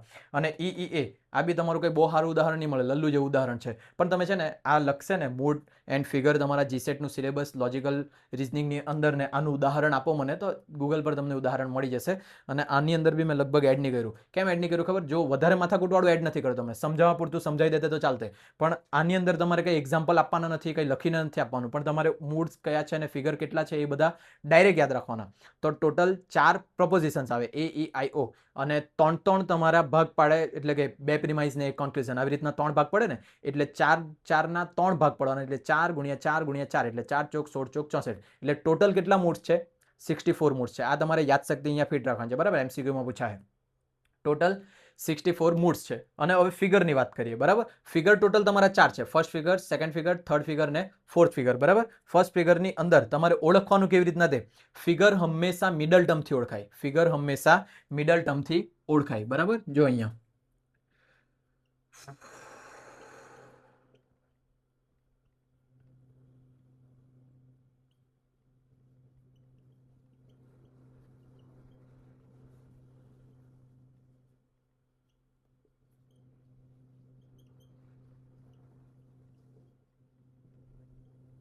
ચાલો, હવે જો મેં તમને એમ પૂછું, આ પ્રિમાઇઝ 1 છે, આ પ્રિમાઇઝ 2 છે, આ કન્ક્લુઝન છે, બરાબર? કન્ક્લુઝનની અંદર જે પહેલા આવેલું હોય તે તમારા માટે માઇનર ટર્મને કહેવાય સબ્જેક્ટ. જે છેલ્લા આવેલું હોય તે તમારું મેજર ટર્મને કહેવાય પ્રિડિકેટ. અને બંને પ્રિમાઇઝની અંદર હોય પણ કન્ક્લુઝનની અંદર નહીં હોય તે તમારું કહેવાશે મિડલ ટર્મ. તે શું કહેવાશે? મિડલ ટર્મ, બરાબર? તો હવે બંને પ્રિમાઇઝની અંદર મિડલ ટર્મની તમારે પોઝિશન જોવાની. શું જોવાની? પોઝિશન. તો જો પહેલા પ્રિમાઇઝની અંદર મિડલ ટર્મ પહેલા હોય અને એના પછી તમારું સબ્જેક્ટ કે પ્રિડિકેટ હોય, કઈ બી હોય, એનાથી ફરક નહીં પડે, હા ને? તો પહેલી કન્ડિશન, પહેલી પ્રિમાઇઝની અંદર જો પહેલા મિડલ ટર્મ હોય, બીજી પ્રિમાઇઝની અંદર છેલ્લા મિડલ ટર્મ હોય, તો આ ફિગરને કહેવાશે ફર્સ્ટ ફિગર. દેખાય અહીંયા, હા ને? આ એમ લખ્યું છે મિડલ ટર્મ, આ મિડલ ટર્મ, આ મિડલ ટર્મ, બરાબર? ને અહીંયા જો આ મેજર ટર્મ છે એટલે આ P છે, અને આયુષ એટલે આ S છે, બરાબર? એટલે કે મિડલ ટર્મની જગ્યા જોવાની. મિડલ ટર્મ પહેલા પ્રિમાઇઝની અંદર પહેલા છે, બીજા પ્રિમાઇઝની અંદર છેલ્લા છે. તો જ્યારે આ પ્રકારની કન્ડિશન બનશે ને તો તેને કહેવાશે ફર્સ્ટ ફિગર, બરાબર? MCQમાં ચોખ્ખું પૂછાશે કે આવું, ધારો કે ઉદાહરણ આપી દીધેલું હશે, પ્રિમાઇઝ 1, પ્રિમાઇઝ 2 ને કન્ક્લુઝન, અને તમને નીચે 4 ઓપ્શન આપશે કે ફર્સ્ટ ફિગર છે, સેકન્ડ ફિગર છે, થર્ડ ફિગર છે કે ફોર્થ ફિગર છે. તમારે મિડલ ટર્મ જોવાનું. મિડલ ટર્મ જો પહેલા પ્રિમાઇઝ, પહેલા એટલે કે પાછું મેજર ટર્મની અંદર, હા ને? તો જો અહીંયા આ જે છે માઇનર ટર્મ આયુષ, તો આ પ્રિમાઇઝ કયું પ્રિમાઇઝ કહેવાશે? માઇનર પ્રિમાઇઝ. ને આ પ્રિમાઇઝ કયું કહેવાશે? મેજર પ્રિમાઇઝ, બરાબર? એટલે આ પહેલા ધ્યાન રાખજો, પહેલા મેજર પ્રિમાઇઝ પછી માઇનર પ્રિમાઇઝ જોવાનું. એ લોકો ઊંધું બી કરી નાખે, હા ને? તમને લલ્લુ બનાવવા માટે એ લોકો ઊંધું બી કરી નાખે. એટલે તમારે પહેલા તમારા ક્રમમાં ગોઠવી નાખવાનું. પહેલા મેજર જોઈએ, પછી માઇનર જોઈએ, ને પછી કન્ક્લુઝન જોઈએ, બરાબર? જો ધારો કે અહીંયા મેં આવું લખું, Ayush is man, all men are smart, therefore Ayush is smart, બરાબર? હવે આમાં તમે જોઈને તો મિડલ ટર્મ જો તમારા મિડલ ટર્મ મેન છે, બરાબર? હા ને? અને બંને મેનની એટલે કે મિડલ ટર્મની પોઝિશન જો, પહેલાની અંદર છેલ્લા છે અને બીજાની અંદર પહેલા છે. છેલ્લા અને પહેલા જોઈએ તો આ દેખાય ફોર્થ ફિગર. અને તમે જો ફોર્થ ફિગર ટીક કરીને આવ્યા ને તો આ વાક્ય ખોટું પડી જાય. કેમ ખોટું પડી જાય?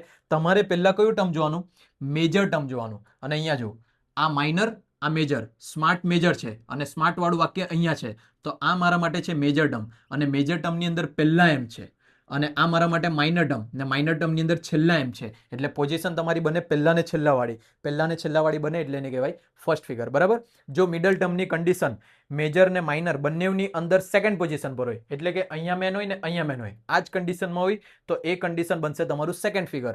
પછી જો મેજર મિડલ ટર્મ મેજર બોલ્યો અને પહેલા તો મિડલ યાદ રાખજો. મિડલ ટર્મ જો બંને પ્રિમાઇઝની અંદર પહેલા હોય, બંને પ્રિમાઇઝની અંદર એટલે કે મેજર પ્રિમાઇઝ ને માઇનર પ્રિમાઇઝની અંદર મિડલ ટર્મ પહેલા હોય ને તો એ બંને બનશે થર્ડ ફિગર. અને છેલ્લી પોઝિશન જો મેજરની અંદર મિડલ ટર્મ છેલ્લા હોય મેજર પ્રિમાઇઝની અંદર અને માઇનર પ્રિમાઇઝની અંદર પહેલા હોય તો આ બનશે મારું ફોર્થ ફિગર. બરાબર, ઇઝી છે.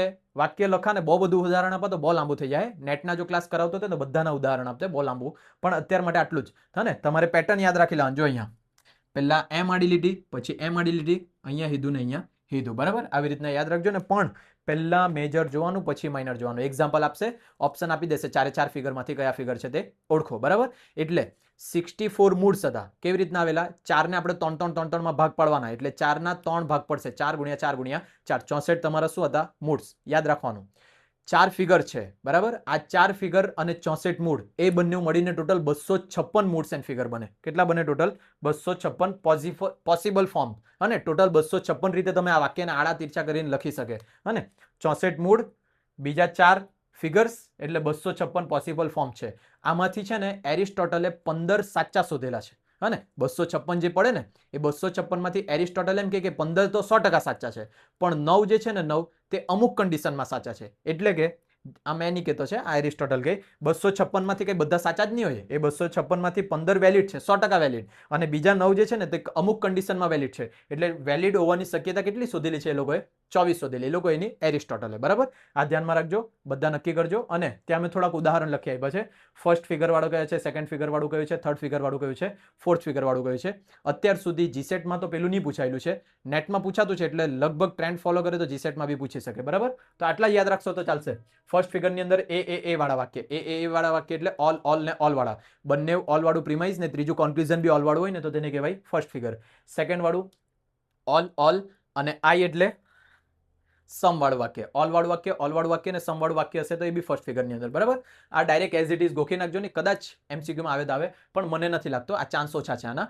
હા, કેમ કે આટલું બધું મૂકીને એ લોકો પેલું જ પૂછી નાખવાના તો ક્યાં જવાના. બરાબર, આ છે તમારું મૂડ્સ, ફિગર ને આર્ગ્યુમેન્ટ્સ ને પ્રિમાઇઝ, કન્ક્લુઝન, પછી major term, minor term, middle term, deductive, inductive, abductive. બરાબર, કોન્ટ્રાપોઝિશન, ઓબ્વર્ઝન, કન્વર્ઝન. બરાબર, AEIOU, પછી AEIO જ ખાલી, પછી contrary, contradictory, subcontrary, subaltern. આટલી બધી વસ્તુ તમે આજે નવી શીખ્યા છે જે તમે તમારી જિંદગીમાં કોઈ દિવસ નહીં શીખેલા હતા. બરાબર, હા, જોયેલું બી નહીં હતું, સાંભળેલું બી નહીં હતું. યાદ રાખજો, જો જીસેટ પાસ કરવું હોય તો આ બધી વસ્તુની તૈયારી કરવી કમ્પલસરી છે. બરાબર, તમારા પાછળ મેં બહુ મહેનત કરતો છે અને બધા લેક્ચર મેં ફ્રીમાં જ આપ્યા છે. બરાબર, પણ તમને ખબર પડતી જશે કે આ જે મહેનત છે એ ફ્રીના લાયક નહીં મળે. બહુ ઘણી વધારે એટલે હદથી વધારે મહેનત કરી છે આ બધી વસ્તુ પાછળ. તો જો તમને એવી ઈચ્છા હોય કે આના માટે મને યોગ્ય વળતર મળવા જોઈએ તો અમારો નંબર છે, એ નંબર પર તમે તમારી ઈચ્છા મુજબ પેમેન્ટ કરી શકે. બરાબર, આજના માટે આટલું જ છે. બીજા આગળના લેક્ચર જે છે તે આગળના લેક્ચર આપણે કન્ટિન્યુ કરશું. આ વિડીયો એડિટિંગમાં જવાનું નથી, એટલે કોઈ જગ્યાએ તમને QR કે પછી પેલું નહીં દેખાશે, અને ઇન્સ્ટા આઈડી કે એવું કંઈ નહીં. અને ઇન્સ્ટાગ્રામ પર જો ફોલો કરવાના હોય તો કરી રાખજો.